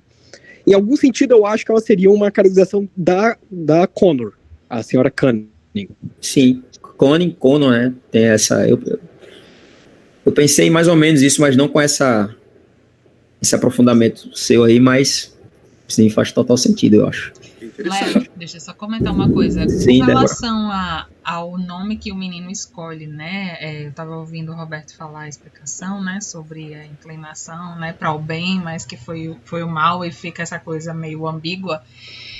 Eu acredito, pelo menos a minha leitura também foi que ele adotou esse nome porque era um referencial. Ele tinha necessidade de um referencial. O referencial familiar que ele tinha não era bom. E aí ele estava buscando a identidade dele. E ele começou buscando a identidade dele, colocando o nome de uma pessoa que tinha uma certa notoriedade. E que, no final das contas, foi a pessoa que encaminhou ele para a redenção. Então, assim, foi um negócio bem... É um movimento bem interessante que aconteceu, com uma intenção inicialmente ruim, mas que foi se transformando ao longo da história e no final, combinando com o final. Sobre isso, falaram ainda sobre o pastor, né? Eu acho que faz muito sentido isso, você falar desse meio tempo e ela ter usado, porque assim, gente, a cena é muito cômica. Quando eu li, eu digo a você que eu dei altas risadas, porque é muito cômico, porque parece que ele tá falando uma coisa e você vê que a mensagem que ele tá passando, realmente, assim, ele não tá falando nenhuma heresia, ele tá falando tudo corretinho, só parece que todo mundo tá ignorando. E essa perspectiva eu já tinha visto em outro livro, que foi o livro do Walter Scott, que é ele é o tipo fundador dos romances históricos. Ele tem um livro que é Os Puritanos da Escócia. Só que o Walter Scott, ele era um jacobita, então assim, ele era católico romano. Ele traz uma visão dos puritanos que lembra muito essa visão que ela traz do pessoal que seguia os avivalistas. É uma visão muito engraçada, cômica de se ler. Então também tem que ver isso. E eu acho que foi intencional mesmo, ser bem engraçado mesmo, o pessoal totalmente ignorando ele, e ele realmente se utiliza disso, porque você vê que ele batiza o menino, ele sabe nem que é um menino, mas ele pega e batiza o menino, né? Então traz também essa visão que ela tinha. Esse negócio do nome dele, assim, eu pelo menos quando eu leio A Mudança, obviamente vem logo à memória toda a teologia bíblica do nome, né? Essa noção da troca de nome, o significado disso muito forte na Bíblia. E a própria autora, a partir dali, ela chama o menino só de Bevel, né? Ela não chama ele em nenhum momento de Harry Ashfield, né? Mas eu leio um pouco isso à luz da pergunta que ele faz um pouco depois para a mulher, né? Ele pergunta, ele vai me curar? Né? Porque ela havia dito para ele, apresentado Bevel como alguém que iria curar a mãe dele. Né? E ele estava consciente de qual era a doença da mãe dele, né? A doença da mãe dele não era uma doença física, ela estava drunk, ela estava bêbada, né? Então, e a pergunta dele depois, ele assume o nome, meio que sem pensar, né? A Connor diz, né? Que ele nunca tinha pensado em mudar o nome dele. E aí ele, de repente, assume esse nome, e a primeira pergunta que ele faz depois disso é, ele vai me curar? Né? Porque o Bevel foi apresentado como alguém que ia curar a mãe dele. Né? Ele vai me curar. Então, assim, assumir o nome na Bíblia já tem uma ideia de assumir uma nova identidade, né? Então você começa a ver a construção de que ele está sendo uma nova pessoa ali, né? E isso é basicamente o que vai ter no conto inteiro, porque para mim, a gente vai chegar nesse ponto, eu acho, né? Mas para mim o ponto central do conto tem a ver com aquela coisa, a percepção de que ele conta, né? Que é uma coisa que ele leva muito a sério, o menino, né? Mas a gente deve entrar nisso depois. Mas então quando eu vejo a mudança do nome, aí eu vejo um pouco dessa forma aí, né? E quando você vê o significado do nome, né, de inclinado, ou na verdade quando eu vi, tinha a ver com, um instrumento, né, de fazer um acabamento, de ajustar as coisas, né? É uma forma de você ajustar, dar um acabamento, fazer um corte, para poder ficar em linha reta, então tudo isso... Pode ser um instrumento ou é um chanfro, né? O próprio chanfro ou o instrumento que faz o corte para inclinar. Então, assim, quando você vê esse significado, você pensa, né, que ali é essa mudança mesmo na identidade dele em um sentido correto, né? Uma inclinação correta, uma inclinação bem acabada. É porque a gente, é engraçado, eu fui até pensar sobre esse negócio do nome, e você não acha que o instrumento, hoje em dia é um monte de máquina que faz, né? Mas a Flannery escreveu isso já tem 60 anos, né? Então, é um pouco diferente, assim, a nosso chanfro hoje, apesar de ser igual, né? Mas era mais instrumental, era um instrumento que fazia. Não, mas isso aí eu já tô... além. Muito bem, gente, esses aspectos aí, como eu falei, a questão do o garoto, né, o nome, ele passa a assumir aquele nome de Bevel e fica, né, tipo, não existe mais Harry Ashfield, existe agora o Bevel, né. Outro detalhe importante que vai, digamos assim, nos encaminhar para um desfecho aqui, seria o das cores. Sim. A ênfase que a Flannery dá às cores, né? Por exemplo, qual cor era a água do rio? Era uma cor lamacenta. Aqui eu moro a 100 metros do Rio Capibaribe, aqui em Recife. E a água desse rio, ela é barrenta. Talvez vocês estejam estranhando. Pô, mas toda a água do rio é barrenta. Não. Eu morei no Pará e eu conheço lá rios com água cristalina, onde a gente tomava banho, né? Rio Tapajós, por exemplo. Mas, curioso que a água desse rio aí, onde o garoto se batizou, é uma água lamacenta. Esse é um ponto. Um outro ponto em relação à cor é que o senhor Paradise, ele estava no seu barracão com uma bomba de gasolina alaranjada. Você vê que essa ideia da cor puxando para o amarelo, né? A questão do rio também ser lamacento significa que a água não é cristalina, não é pura, né? A visão é turva, né?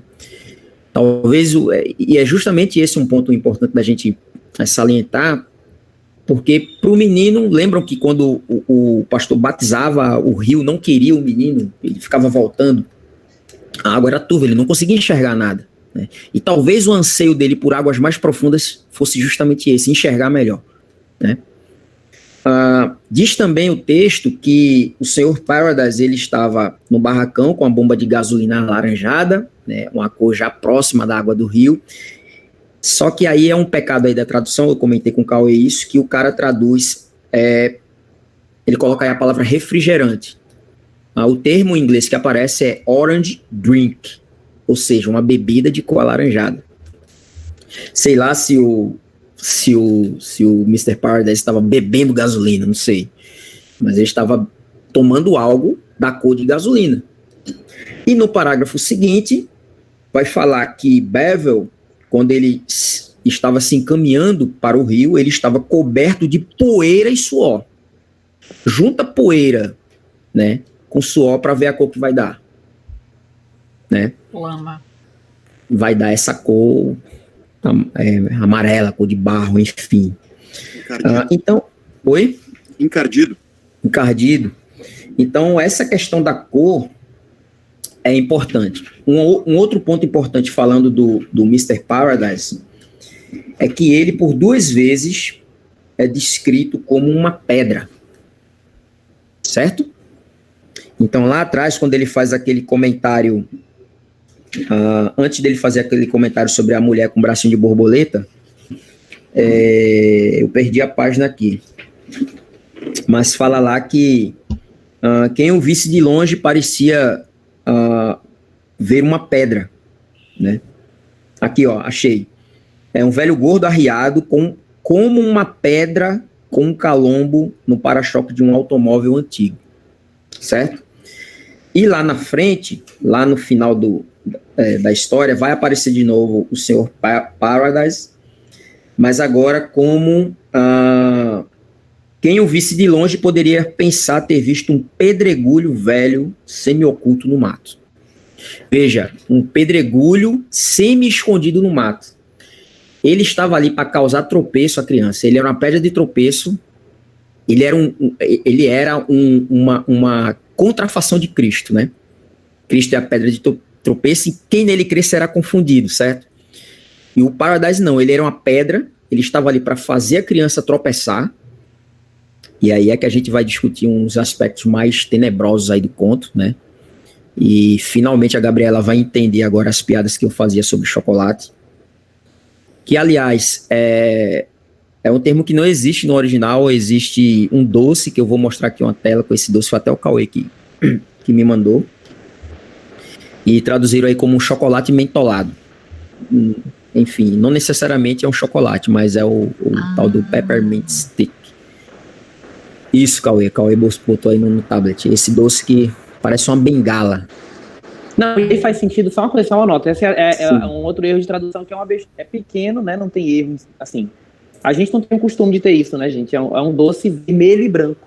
E no final você fica, né, que ele olhou o garoto de longe, o garoto olha alguém vindo de longe com um negócio vermelho e branco grosso na mão. Né? Então, o doce, que é o peppermint, né, a stick, ele é vermelho e branco. O chocolate pra gente não é vermelho e branco, então ficou meio confuso a primeira vez que eu li, né? Aí depois quando eu vi esse, então tá explicado. Tá, eu coloquei a tela aí pra vocês verem. Inclusive é um doce bem natalino, né? Não tem nada de chocolate. Tem um gosto mais parecido com pirulito. E é um candy, né? É um tipo de candy. Então, assim, quando você pensa no... Que agora o Léo vai falar, né? Vai, Léo, fala. Então, gente, olha só. A primeira vez que eu li o conto, e aí é a parte mais tenebrosa aqui, né? Eu tive a sensação, eu fiquei com a sensação muito ruim acerca desse Senhor Paraíso, de que ele fosse um pedófilo, tá? Fiquei com essa sensação muito clara.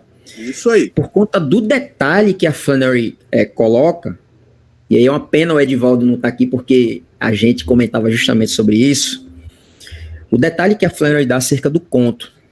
Gente, vejam só, antes dele, quando ele vê o menino se encaminhando para o rio, o que é que ele faz? Ele pega o carro, né, e vai lá atrás do menino, correto? Léo, sim. O carro é cinza também. Cinza. O carro é cinza. O carro é cinza. Justamente. Ele é pedra, pedra cinzentada. Isso. Ele é cinza, todo mundo é cinza.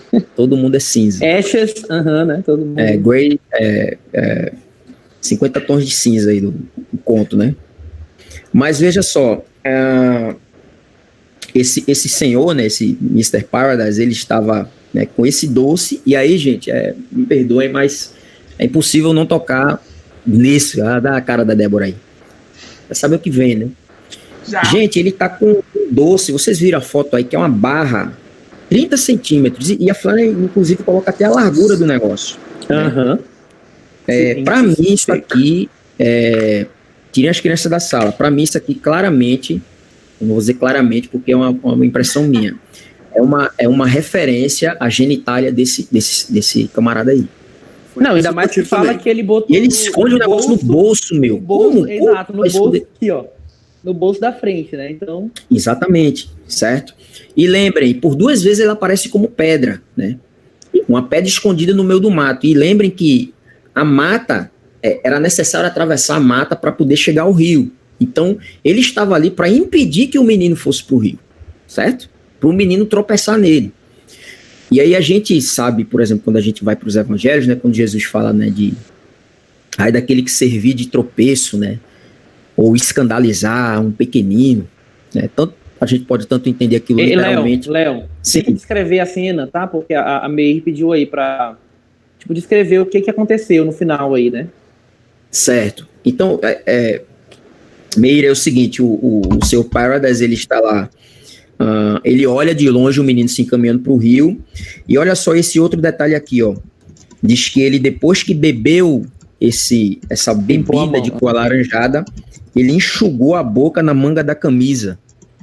É como se o menino fosse uma coisa apetitosa para ele, né? Ele bebeu, agora ele vai lá praticar o negócio lá com o garoto. E lembrem que ele é o porco da história, né? Lembram do primeiro conto, Um Homem Bom é Difícil de Encontrar? A June Star, que é a menininha, que ela chamou lá um dos comparsas do Desajustado de porco, disse que ele parecia um porco, e que inclusive eu sugeri que no final a menina foi estuprada pelo cara antes de ser morta. Essa figura aqui, é a figura de um porco, é um cara muito sujo, muito covarde, né, que está ali justamente com a finalidade de perverter uma criança. Tá? Então eu acredito, né, que está sugerida aqui essa ideia. Agora, claro, isso aqui é a gente falando da perspectiva literária do negócio, tá? Perspectiva literária. Então, o doce... Léo, esse negócio do candy aí é porque, assim, é muito comum na cultura americana, como no Brasil, a prevenção contra as crianças é não aceite doce de estranho. Doce de estranho. Exatamente. Então, a gente tem que lembrar disso, não aceite doce de estranho. Então, quando você pensa que é um candy, é um doce, isso fica mais forte ainda de quem é o Mr. Paradise. Exatamente. Exatamente. E o interessante é que depois, né, fala que o seu Paradise, ele estava com a sua vara de pesca que nunca um peixe mordia. Ou seja, ele estava ansioso, cara, para pegar a primeira vítima dele. Ele nunca tinha conseguido. E aí a gente volta, por que a orelha, porque justamente a orelha desse cara não foi curada? Aí vamos lá, sim. Só redimindo um pouquinho aqui o tradutor. O tradutor colocou o que ele estava segurando na mão no final como um caniço. Sim. Caniço é uma vara de pescar, entre outras coisas, né? Na tradução brasileira é vara de pesca aqui.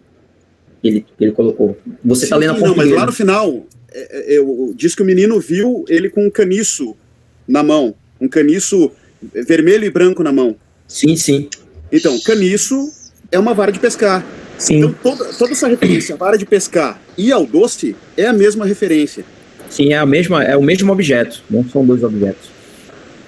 Mas tinha que estar faz mais sentido quando o peppermint, que é vermelho e branco. O peppermint é vermelho e branco, caniço vermelho e branco. Então é a mesma coisa. É justamente esse doce aí que eu mostrei Isso, exato. Que a gente mostrou na imagem. E vocês veem que esse doce, alguns ele tem o formato de bengala, né? Você imagina que ele ia pegar por um lado e puxar o menino pelo lado curvado, né? Assim, entendeu? Ele ia puxar, tirar o menino da água.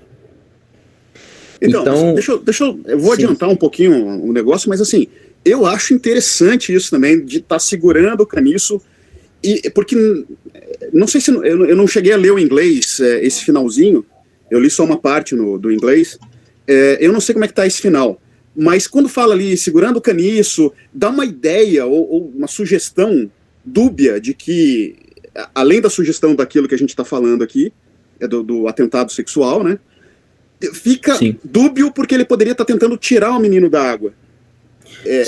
Salvar o menino da água. É por isso que eu falo que salvar o menino da água é justamente perder o menino. Levá-lo à perdição.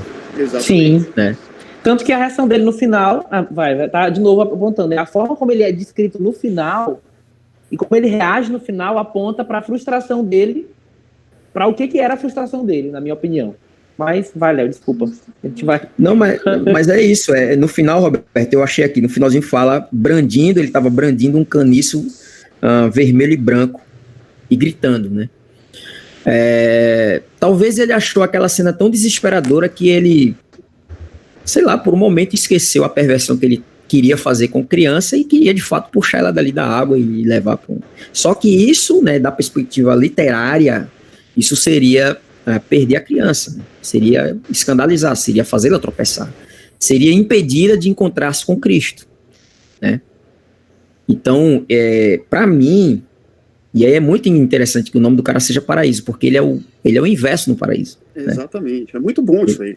Ele é o inverso do paraíso, não há paraíso nele. Ele é um cara incrédulo, a orelha dele não foi curada, ele esteve por muitas vezes, né, face a face, digamos assim, com a verdade, mas tal qual aquele soldado lá que teve a sua orelha curada por Cristo, ele não teve a sua orelha curada, né? Mesmo estando face a face aí com a verdade, né? Porque ele era o incrédulo.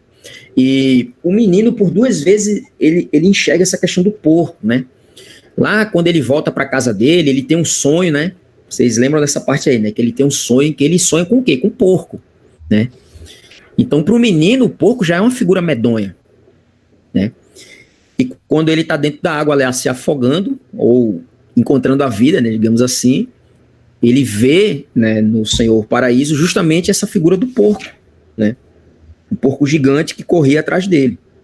E é por isso que ele mergulha mais uma vez, e agora o texto diz, a correnteza que esperava o pegou, qual longa mão delicada, e levemente o levou para a frente e o fundo. Olha só que figura interessante, para frente e para o fundo. Ele está se inclinando, a imagem é de um movimento oblíquo exatamente, né? Inclinado. Frente e para o fundo. Né? E no final, a maneira como o Senhor Paraíso é descrito, né? E aqui já é a perspectiva, já não é mais, aqui já é a perspectiva da escritora, eu penso, da narradora. Porque o menino aqui já está fora de cena, certo? Um monstro fluvial antigo. Né? Exato, monstro fluvial antigo. É como se ele fosse o Leviatã. Isso. É o Leviatã, tão temido aí, e ficou lá de mãos vazias, seguindo a linha do rio até onde podia alcançar com seu olhar desanimado. Ou seja, ele não teve que estava almejando, né? E, Léo, e é interessante, né? Se a gente lembra do conto do Homem Bom, é difícil encontrar. Assim, na minha leitura acontece algo que aponta para que a gente está interpretando correto, similar ao Homem Bom, no Homem Bom, né? A gente lembra que no final a mulher, diante do desespero, ela fala o quê? Ela fala, mas talvez Jesus nem ressuscitou. Nesse conto, então, se você lembra do conto do rio, o menino, ele primeiro acha que é uma brincadeira o batismo, mas depois ele vê que o batismo é sério. E aí, a partir disso, a vida dele muda, né? A gente pode até falar, eu acho que a gente tem que falar um pouco mais sobre isso também. Mas lá no final, pouco antes do rio levá-lo, o que ele fala? Ele vai dizer, né, que talvez fosse tudo uma brincadeira, né? Então ele reage sem saber não está acontecendo o que ele esperava que fosse acontecer quando ele foi pro rio. E aí, sem saber o que iria acontecer, ele não está sendo levado. E aí, tipo, poxa, então talvez seja tudo uma brincadeira. Ele até chama o rio de sujo, né? Esse filthy, então o rio sujo. Então ele tem um momento, na minha opinião, similar ao momento que a gente vê no Homem Bom, difícil de encontrar da mulher. Mas logo em seguida, assim como no caso dela, que ela teve aquele momento da epifania, né? Da revelação, ele também tem essa mesma revelação, porque aí ele de repente percebe que o rio tá levando ele, e aí ele fica em paz quanto a isso. Assim como ela lá também, pouco antes da morte dela, o que ela fez? Os olhos dela se abriram e ela fala pro misfit, né? Pro desajustado. Ele fala, né? Você é meu filhinho e tal, e ela morre em paz, digamos assim. Da mesma forma, o menino, ele tem esse lapso de quase uma apostasia, né? Assim como ela. Depois ele vai da apostasia para esse momento da epifania, né? E para, com isso, morrer em paz.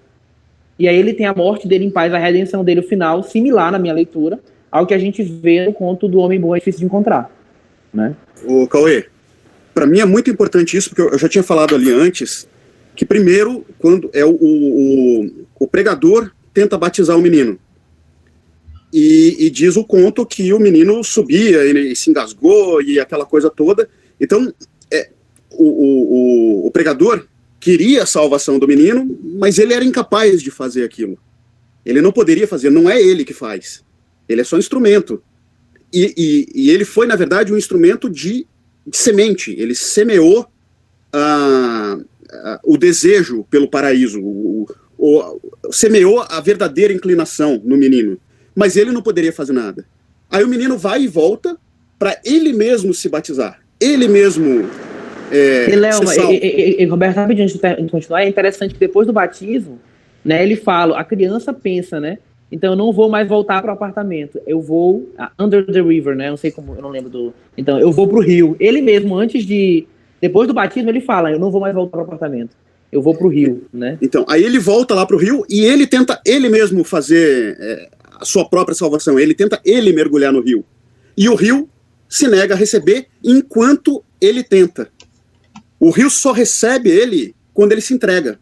Quando ele vê o porco, o cara lá como porco, quando ele vê o demônio, quando ele reconhece a situação que ele está perto de viver ali, e daí ele vai e se entrega para o rio. Quando ele se entrega para o rio, aí o rio recebe e a correnteza leva ele. Eu acho isso uma descrição perfeitamente evangélica. Por isso que eu falei lá no meu texto que esse texto é perfeitamente evangélico. E tem um detalhe aqui, que é o seguinte, que o menino, quando ele está boiando no rio, ele é descrito como, ele estava flutuando como uma estranha planta aquática. Né? Já começa aí o processo dele, da outra acepção lá, Roberto, do Ashfield, né? Que ele é uma planta. Sim, ele não está nem na margem, mas ele está dentro da água, né? É uma planta aquática, uma Vitória Régia, né? Digamos assim, que estava lá boiando. Léo, e quando ele voltou para casa, que ele acordou, né, e aconteceu tudo aquilo lá, ele providenciou o próprio café e ele decidiu que ele ia embora da casa dele. Tem um momento lá que fala assim, que ele tinha decidido ir e que ele não ia levar nada com ele porque ele não precisava de nada que estava lá. Eu ia comentar isso agora. Eu acho essa relação incrível. Até porque na primeira vez que ele estava indo para aquela mata, o narrador coloca como se ele estivesse ingressando em terra estranha. Então, o que era, ele vai, descobre aquela terra estranha e depois diz, não há nada da minha antiga vida que eu preciso levar. É para essa terra que antes era estranha que eu preciso ir, de mãos vazias. Isso, achei muito... Exatamente. E ninguém ali, levava de fato o cristianismo a sério. Nenhum batismo que ele viu era um batismo de fato de afundar, né? O pastor subia a calça para não molhar, a outra lá ficou bem na beirinha da água. Que vergonha, né, de ficar ali. Ou seja, ela não mergulhou de fato. E ele queria realmente uma experiência mais profunda e, portanto, legítima, né, da conversão. E não essa coisa meia boca promovida aí por essas pessoas que ele testemunhou. Pois não, Matheus?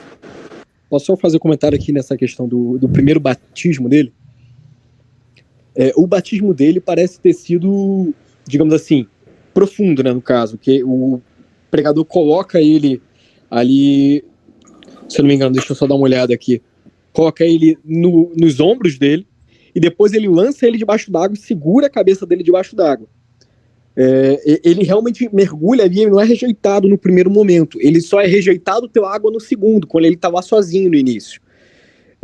Mas o interessante que eu queria apontar é a fala do pregador antes de lançar ele no rio, que ele diz que se eu te batizar, você vai estar apto, né, para ir para o reino de Cristo, e você vai ser lavado no rio do sofrimento, meu filho, e você irá, então, por baixo, né, estou aqui tentando traduzir, pelo profundo rio da vida. Então, quando ele é batizado, ele fica triste, porque ele não foi por baixo para o profundo rio da vida. Mas para ir por esse rio da vida, ele teria que passar pelo rio do sofrimento. E esse rio do sofrimento, essa água do sofrimento, é esse segundo momento que ele passa. Passando ali por baixo, ele chega no rio da vida. Ô Matheus, mas no segundo batismo dele ali, quando ele tenta se batizar, ele diz que ele teve a mesma sensação que ele teve quando foi o primeiro batismo, que não conseguia entrar, que não conseguia ir para o rio, entendeu? Então a sensação é a mesma. Nos dois casos, ele, mesmo que o pregador ele empurrou o menino para baixo, ficou forçando ele para baixo, e a tendência dele era sair. Ele queria ser batizado, ele queria a experiência, mas ele não entendia e tentava sair. E quando ele foi, ele mesmo, ele teve a mesma sensação, ele mergulhou, mas foi jogado de volta. Por isso, nos dois casos, o rio teria rejeitado o menino.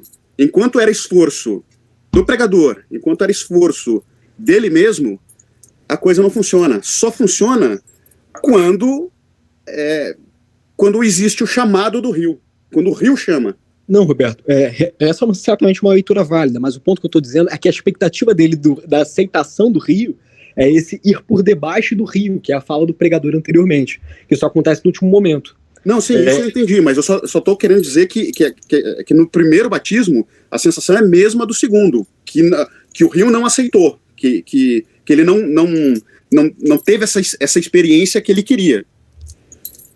A experiência que ele queria, que é realmente ser levado pelo rio, é o que acontece só no fim. Sim, isso certamente. É só esse ponto que eu estou dizendo, que o primeiro parece ter sido válido. Isso eu estou querendo colocar por conta de um comentário que eu vi em certo momento, que muitas vezes na época, pessoas questionaram se o menino teria se suicidado.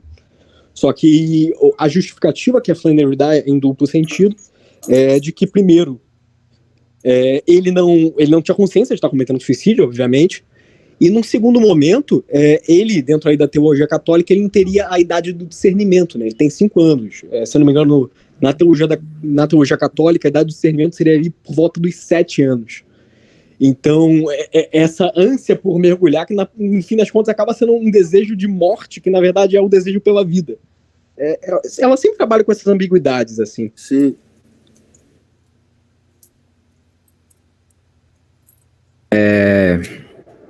Essa coisa de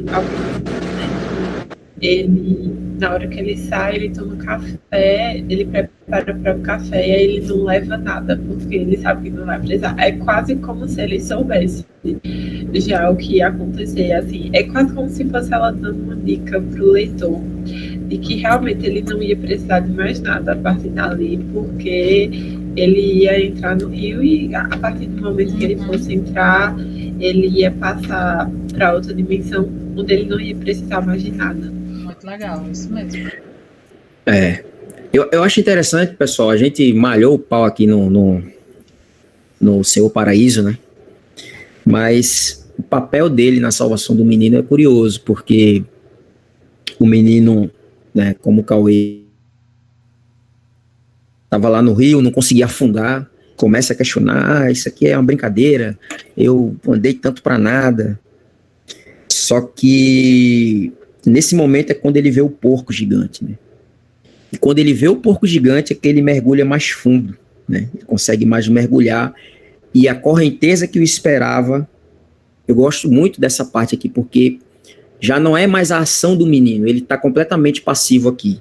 A correnteza que ele esperava o pegou.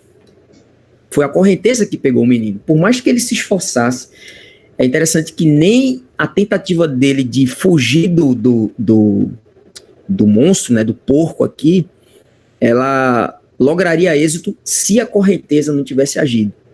E a correnteza aqui é o próprio, digamos assim, agir de Deus, né? E só então é que ele é tomado de surpresa, diz no final, né? Se movia cada vez mais rápido e sabia estar indo a algum lugar. Então aquela dúvida que ele teve inicialmente já não existe mais. E toda a zanga e o medo o abandonaram. E aí ele, digamos assim, adentra, né, no paraíso, ira e com a esperança de saber estar indo para algum lugar.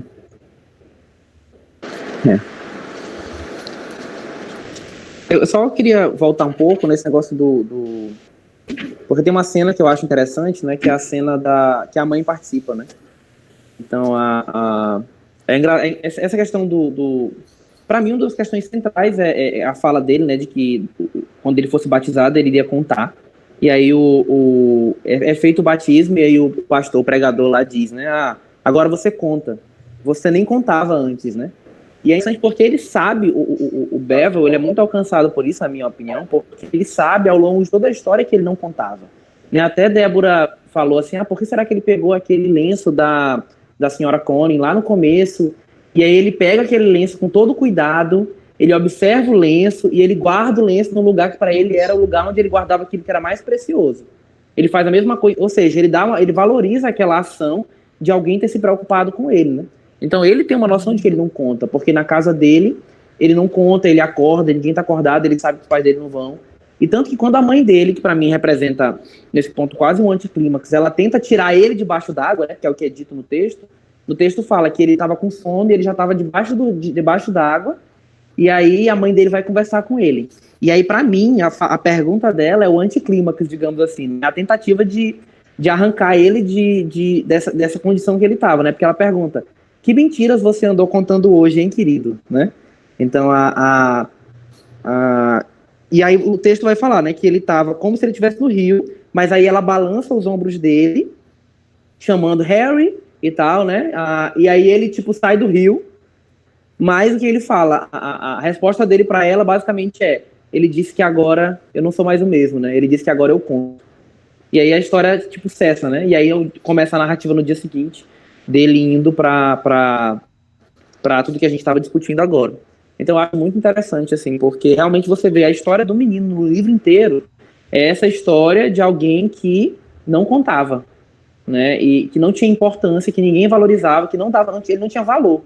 Ele mesmo não era bom, como o Roberto falou, e eu concordo, tem várias evidências no texto, de que ele não era um menino bom, de que ele fazia coisas erradas, tentou pisar no cachorro, bagunçou com o cinzeiro lá, fez várias coisas de errado, roubou um negócio, roubou a Bíblia, mas ainda assim alguém valorizou ele ali, ele viu que Cristo era aquele que cuidava das criancinhas, que expulsava o porco, né? Então Cristo é apresentado como aquele que fez ele, aquele que cuidava das criancinhas, e aquele que expulsava o porco do homem, e dentro do homem, então, que livrava ele do porco, e através do rio ele chegaria no reino de Cristo, né? The Kingdom of Christ. Então, eu acho que tudo isso a gente tem que eu acho muito legal essa construção do meninozinho tão novo, né? Mas tão cheio de nuances dele, né? Vocês falando aí das peripécias do garoto, né? Das maldades dele, esqueceram de mencionar uma. Ele passa 3 vezes com o pneu da bicicleta em cima da formiga e depois ainda pergunta: tá tudo bem aí, formiga? Pra quem não sabe, foi meu filho de 2 anos, Pedro, né? Que aprontou o dia desses aí. Mas e a formiga, afinal, tá bem? Tá não, morreu. Eu comentava com o Roberto uma... Gente, eu não sei vocês, mas eu conheço alguns Harry Ashfield / Bevel.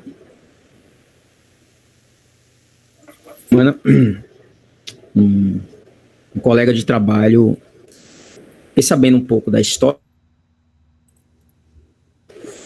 O cara foi abandonado pela mãe. Vejam, a mãe deixou ele com 5 anos de idade, junto com a sua irmãzinha de 3. Largou numa praça e foi embora morar com outra mulher. Ela não deixou o garoto na casa da avó, por exemplo. Ela deixou no meio de uma praça. Entende? E essa semana esse garoto, ele já está adulto, né? Tem seus 20 anos. Tentou suicidar-se, né?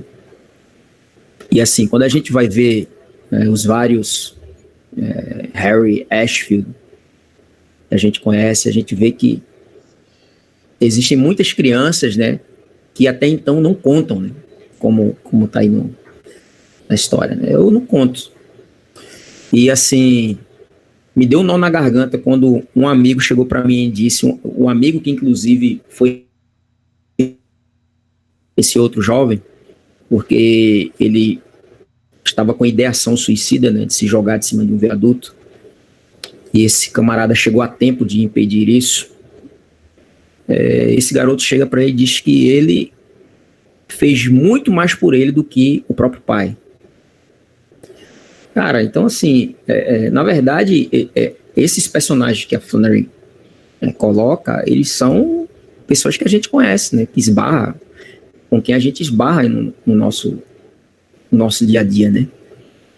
E então fico me perguntando o papel fundamental, né? Vocês vejam, né? O pastor, né, com todos os seus defeitos, né?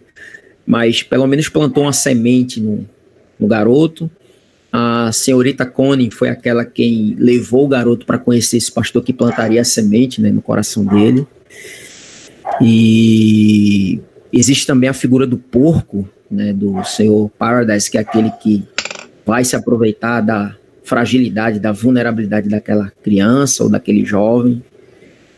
E então, assim, eu sugiro até que vocês leiam, né, O Meu Pé de Laranja Lima, né, falando novamente aqui desse livro, porque tem umas coisas bem assim, né, Roberto? No Meu Pé de Laranja Lima tem umas coisas bem assim, chocantes assim, né, a perspectiva de uma criança, mas que eu fico me perguntando assim, o nosso papel, né, como cristãos, e é curioso que os personagens da Flannery, no caso, sejam cristãos, de apresentar Cristo, né, como aquele que pode libertar, né, a criança do sofrimento. Não necessariamente tendo um final assim, né, mas se for um final literário assim, beleza, né, cumprimos a nossa missão. Mas eu lendo essa história da Flannery e sabendo dessa outra que eu contei aqui, sobre lá no trabalho, então casei uma coisa com a outra e digo, poxa, tem um Harry Ashfield ali que precisa deixar de ser cinza, né, e virar uma planta aquática. Um freixo. Um freixo, né? Enfim. Gente, não sei vocês, mas eu tô satisfeito. E Léo, só... Sim. Cauê sempre tem uma... Eu sempre vou mal, gente. Eu falo bastante mesmo. O Pedro me conhece, cadê Pedro? Já tá aí? Tá. Pedro é daqui de São Luís, né? Eu falo bastante mesmo. Eu acho que só tem um trecho, cara, que passa meio despercebido. A gente nem comentou, é engraçado. Mas que eu acho que fala muito desse processo, né? Eu tô recentemente, né? Até porque eu peço que os irmãos orem. Tem um motivo de oração na minha família há muitos anos, que é pelo meu pai, né? Minha mãe é cristã, meu pai não. E aí, assim, ontem nós tivemos quarta. nós tivemos o 3º encontro de discipulado dele aqui em casa, né? Ele a questão da pandemia e outras coisas trouxeram alguns pontos à tona na vida dele, e ele acabou deixando uma abertura para a gente fazer um discipulado, e a gente tem feito junto com o pastor aqui em casa. Ele tem vindo e a gente está nesse processo aí de apresentar a Cristo exatamente como o único caminho que a gente tem, né? E é engraçado porque nesse trecho esse trecho me lembra um pouco a situação dele, assim, né? Uma das coisas que eu conversei com ele foi que esse período da pandemia e alguns outros acontecimentos acabaram tirando da frente dos olhos dele tudo aquilo que distraía, né? Vários ídolos foram sendo retirados por Deus nesse período, né? Não sei ainda no que vai dar, se Deus realmente vai completar essa obra que ele tem começado. Mas, assim, várias coisas foram caindo, assim, várias formas dele se enganar foram sendo retiradas por Deus, né? Eu falei para ele que era um momento onde ele estava vendo que não tinha outro caminho para seguir que realmente fosse satisfatório para a alma, né? Então, os ídolos, eles não satisfazem. E aí tem um trecho, né, pouco antes dele ir para o rio, que fala assim, né, na página 45, seus sapatos ainda estavam molhados, e o rio lhe veio ao pensamento. Aí diz, sua expressão começou a mudar bem devagar, como se ele visse aparecer pouco a pouco alguma coisa que nem mesmo sabia estar procurando. Mas de repente ele soube o que queria fazer. E esse trecho é bem marcante no processo de conversão, né, de mudança de vida, porque de fato conhecer a Deus é conhecer alguém que você nem sabia que estava precisando conhecer a sua vida inteira, né? Então é ver que a resposta que você nem está procurando é aquela que você sempre precisou. E esse trecho ele traz muito disso, né? O garoto percebendo que tinha uma pergunta que ele nem estava fazendo, mas que era a pergunta que ele sempre teve tentando responder. E assim você vê, né? Muitas pessoas,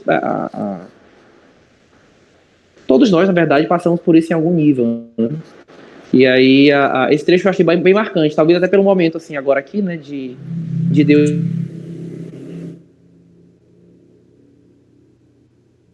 tentar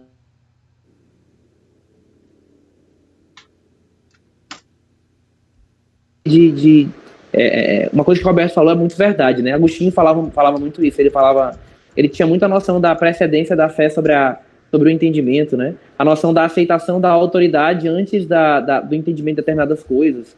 Aquela ideia, né, de que você precisa crer para ver, né? E essa ideia de você se entregar para que você possa seguir pelo rio. E o evangelho tem muito disso, né? A ideia de que você crê e aí a Deus começa a abrir seu entendimento. E eu fico impressionado vendo isso acontecer, assim, né, no discipulado, no evangelismo, Deus agindo dessa forma, no conto e na vida real, né? Então existem os Harry Ashfields que ainda estão no campo de cinzas, mas também tem vários Harry Ashfields que o Senhor tem já transplantado eles do reino das trevas e colocado no reino do Filho do seu amor, né? E assim, mesmo os campos de cinza, eles branquejam, né? Se a gente for usar aquela fala de Jesus, né, que os campos estão brancos para a colheita, né? Mesmo um campo de cinzas como era o caso do Ashfield, não a família toda, mas pelo menos ele branquejou, né, e foi colhido ali pela correnteza, né, digamos assim. E assim, o conto ele termina com digamos assim, o demônio, digamos, né, que o porco aí, no caso o Senhor Paraíso, ele é uma espécie de... Ele é o demônio da história aí, né? De mãos vazias, né? Então, Léo, eu onde está a morte, a vitória, né? Eu vi o demônio, o porco, o Senhor Paraíso como a morte. A morte mesmo. Sim. Não a morte física. A morte final. Porque ele terminou de mãos vazias. O menino foi para as mãos do Cristo. Terminou de mãos vazias, né? Não há vitória na morte, né? A morte não tem vitória sobre os eleitos de Deus. Gente, é muito, muito agostiniano isso aí, né? como o Roberto... Cara, é o que eu falei, eu não consegui ver tanta tragédia nesse conto, porque é extremamente evangélico. Eu vi as minhas leituras de Agostinho, de Calvino, e vi minha própria vida, e a minha vida, graças a Deus, vai a bom termo. Cara, sei lá, de repente até o menino, né, uma espécie de... A gente pode até ver Jonas na história do menino. É o cara que mergulhou fundo para encontrar a vida, né? Foi salvo. Foi salvo porque morreu, né? Quer dizer, aquele que quiser achar a sua vida precisa perdê-la. Acho que esse é o mote aí da história, né? E ninguém entendeu isso durante a história inteira. Ninguém entendeu. Ninguém estava um pouco se lixando. Todo mundo um pouco se lixava pro batismo. Essa que é a verdade. Sei lá, o pastor levantava a calça para não molhar. Né? E a água saía até o joelho. A outra lá ficou com os bracinhos lá na beira da água, né? E aí depois até virou uma festa, como alguém comentou aí. E aí todo mundo dentro da água, mas ninguém queria muito se envolver profundamente no negócio. E o menino, ele viu que a única maneira de aquilo ali tudo fazer sentido é um mergulho profundo mesmo. Aí, como eu falei daquela minha ilação anterior, até que ele conseguisse ver a água mais clara, né? Porque até então a água era turva, a água do rio era lamacenta, né? Então, essa ideia desse ambiente turvo, né? E o menino teria, no final das contas, a sua visão melhor das coisas quando ele mergulhasse profundamente. Então, gente, eu acho que é isso. Espero que ninguém aqui fique com medo de tomar banho de rio depois dessa, né? Não aceitem doce de estranhos. Não aceita doce de estranhos. Muito boa. A questão do...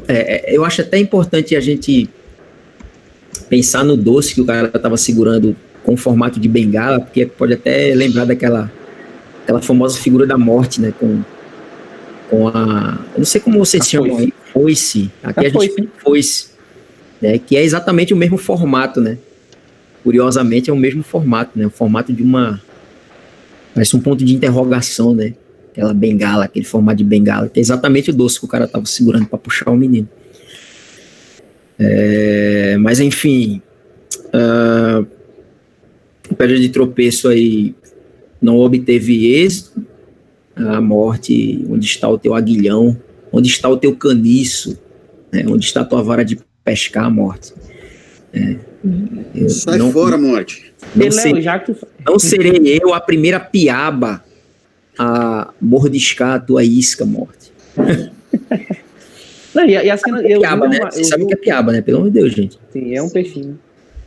E, Léo, e o rio é muito comum, né? Eu até falei da Peregrina aí, porque eu lembrei, pra mim, uma das cenas mais bonitas de obras de literatura é no final da Peregrina, quando um dos que conduzia, né?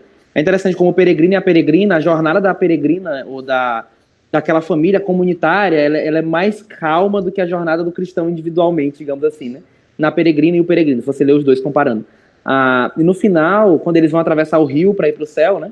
Eles entram na água, né? A cena é essa, né? Na Peregrina, eles entram na água para ir para o céu. E aí um deles entra falando exatamente esse verso, né? Que é onde está a morte o teu aguilhão. E eu acho que casa perfeito aí na história. Essa é uma imagem muito forte, a imagem da gente... A gente vai atravessar esse rio também. Há um rio pra gente atravessar aí também um dia. Ô, Cauê, é interessante você ter falado do Peregrino, porque no Peregrino tem também uma parte, quando o cristão vai atravessar o rio, no começo ele também não consegue. Ele precisa ser levado também. É interessante isso daí, eu não tinha feito essa associação, mas agora que você falou, eu lembrei disso. Gente, dificilmente alguém conseguiria atravessar, dependendo do rio, né?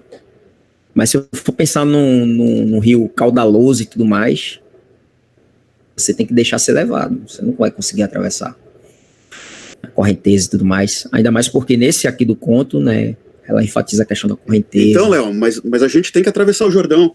Tem que atravessar. Não tem jeito. Sim, Mas no caso do Jordão, as águas secaram, né? Pra gente poder atravessar. Aquilo foi o batismo, né? O Mar Vermelho. Paulo vai dizer que aquilo foi o batismo, né, dos israelitas. É a pés secos, né? Batismo a pés secos, né? Sabe? Isso. A nuvem, batismo na nuvem também, viu, gente? Tem a nuvem batizou, lá, né? Em cima e tal. Viva os aspersionistas! E pronto, agora a coisa vai desandar agora. Gente, não vou terminar com... bom, alguém tá pedindo para terminar com o Diante do Trono, mas tem também palavra antiga, né? Nesse rio torto, olha aí, o rio Bevel, o rio torto, olha aí, Roberto, o rio inclinado. Gente, foi muito bom aí esse encontro. Claro que se a gente fosse discutir cada detalhe aqui da história, a gente ia passar mais 2 horas falando, né? Cada um ia lembrar de algum outro detalhezinho, mas eu acho que o saldo aí foi bom. Eu espero que a MEI tenha, como eu falei no início, né, clareado aquilo que ficou obscuro, e espero que ela saia mais perplexa do que entrou. A Débora disse que cada conto ela coleciona um trauma novo. Débora, espera só chegar no Os Aleijados Entrarão Primeiro, ou no Gente Boa da Roça, só espera. Obrigada. Ainda bem que esses dois tem nessa coletânea aqui.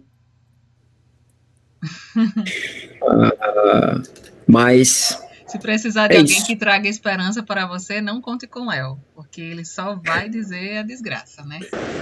O Aleijado não tem não, Léo. Do Aleijado não tem não. Não tem não, gente? Não. Os Aleijados Entrarão Primeiro, não tem aí? Não tem não. Acho que tem uma tradução do Gurgel, não tem não? O Gurgel tem uma tradução? Não é Gurgel não, foi bom você lembrar que na verdade o Gurgel tem um vídeo sobre os Aleijados Entrarão Primeiro. Tem, exato. E tem um link para um PDF lá, só desse conto. Que ele escaneou dessa coletânea aqui, né, no caso. Poxa, a gente vai ver a possibilidade de incluir um outro ponto que não está nessa... Tem que incluir as costas de Parker também. As costas de Parker, é o que eu ia falar. E talvez também o gerânio. Isso não vi fantástico. Tá, tudo bem. Eu sei que vão ser noites que eu não vou dormir. Já entendi. Mas é por uma boa causa, né? Gente, a gente vai... Mas, Deb, é só você dormir pensando no lado de lá do rio. Tranquilo. Exatamente. Não, gente... Ou no lado de lá do rio, de lá, né? Fundo, né? Ou no fundo. Vou pensar no lado do rio que o Roberto falou, prefiro. Só contando aqui a história tenebrosa, eu servi com um tenente, que depois ele foi... Eu estava servindo no Pará nessa época, ele foi transferido para servir na Amazônia, no estado do Amazonas. E logo assim, na primeira missão dele, as primeiras missões que ele pegou no Rio Amazonas, houve um acidente, o bote dele caiu, virou, e ele foi sugado em pleno Rio Negro. Por alguma coisa sugou ele. Até hoje não se sabe, o corpo dele nunca apareceu, mas isso foi em 2012, com 8 anos. Olha essa notinha triste aí. Tenebrosa. Nossa, Léo. Que trágico. Não, e detalhe, foi trágico. Tava todo mundo esperando, eu acho, que um final... Eu falei que não via tragédia nenhuma, agora ele veio com uma pra eu poder ver, né? A gente tava esperando outra coisa, viu, Léo? Pensou assim, não poderia ir pra pior, Léo disse, pode, com certeza. Alguma coisa puxou, mas veio um peixe grande e salvou ele. Tá, uma coisa assim. O que eu queria colocar é que o cara era um exímio nadador, né? Mas não teve... Enfim, não teve jeito. Eu espero que seus últimos momentos, né? Enfim, gente. Mas vamos encerrar por aqui, né? Porque Eu tô rindo, a hora já se nervoso. avançou bastante. É sempre assim. Roberto, mano, faz uma oração pra nós aí, pra gente encerrar. Senhor Deus, eu te agradeço por esses momentos que nós tivemos aqui para discutir uma obra tão interessante, tão rica, que pode nos ensinar e que compartilhando a gente pode ver mais do que aquilo que a gente já tinha visto. Te agradeço, Senhor, pela vida da Flannery, pelas obras que ela fez, pela riqueza que ela deixou para a gente, obra das tuas mãos, Senhor. Te agradeço por esse grupo e eu te peço, Senhor, que a gente continue firme nesse propósito de ler, estudar e compartilhar, porque isso é um bálsamo realmente para as nossas almas. E te pedimos, Senhor, que não só nós, mas nós, os nossos queridos e todos aqueles que a gente entrar em contato, que a gente possa ser instrumento para plantar essa semente, para que as pessoas enxerguem aquilo que a gente pode enxergar. Que elas possam ver no rio mais do que o rio, ver na passagem mais do que a passagem, e poder contemplar, Senhor, aquilo que tem do outro lado. Que o destino eterno seja bom e não ruim. É isso que eu te peço em nome de Jesus. Amém. Amém, gente. Valeu, Débora. Valeu, galera. Grava aí pra nós que... Tchau. Desculpa, ainda não coloquei o outro, mas eu vou colocar, prometo. Tá?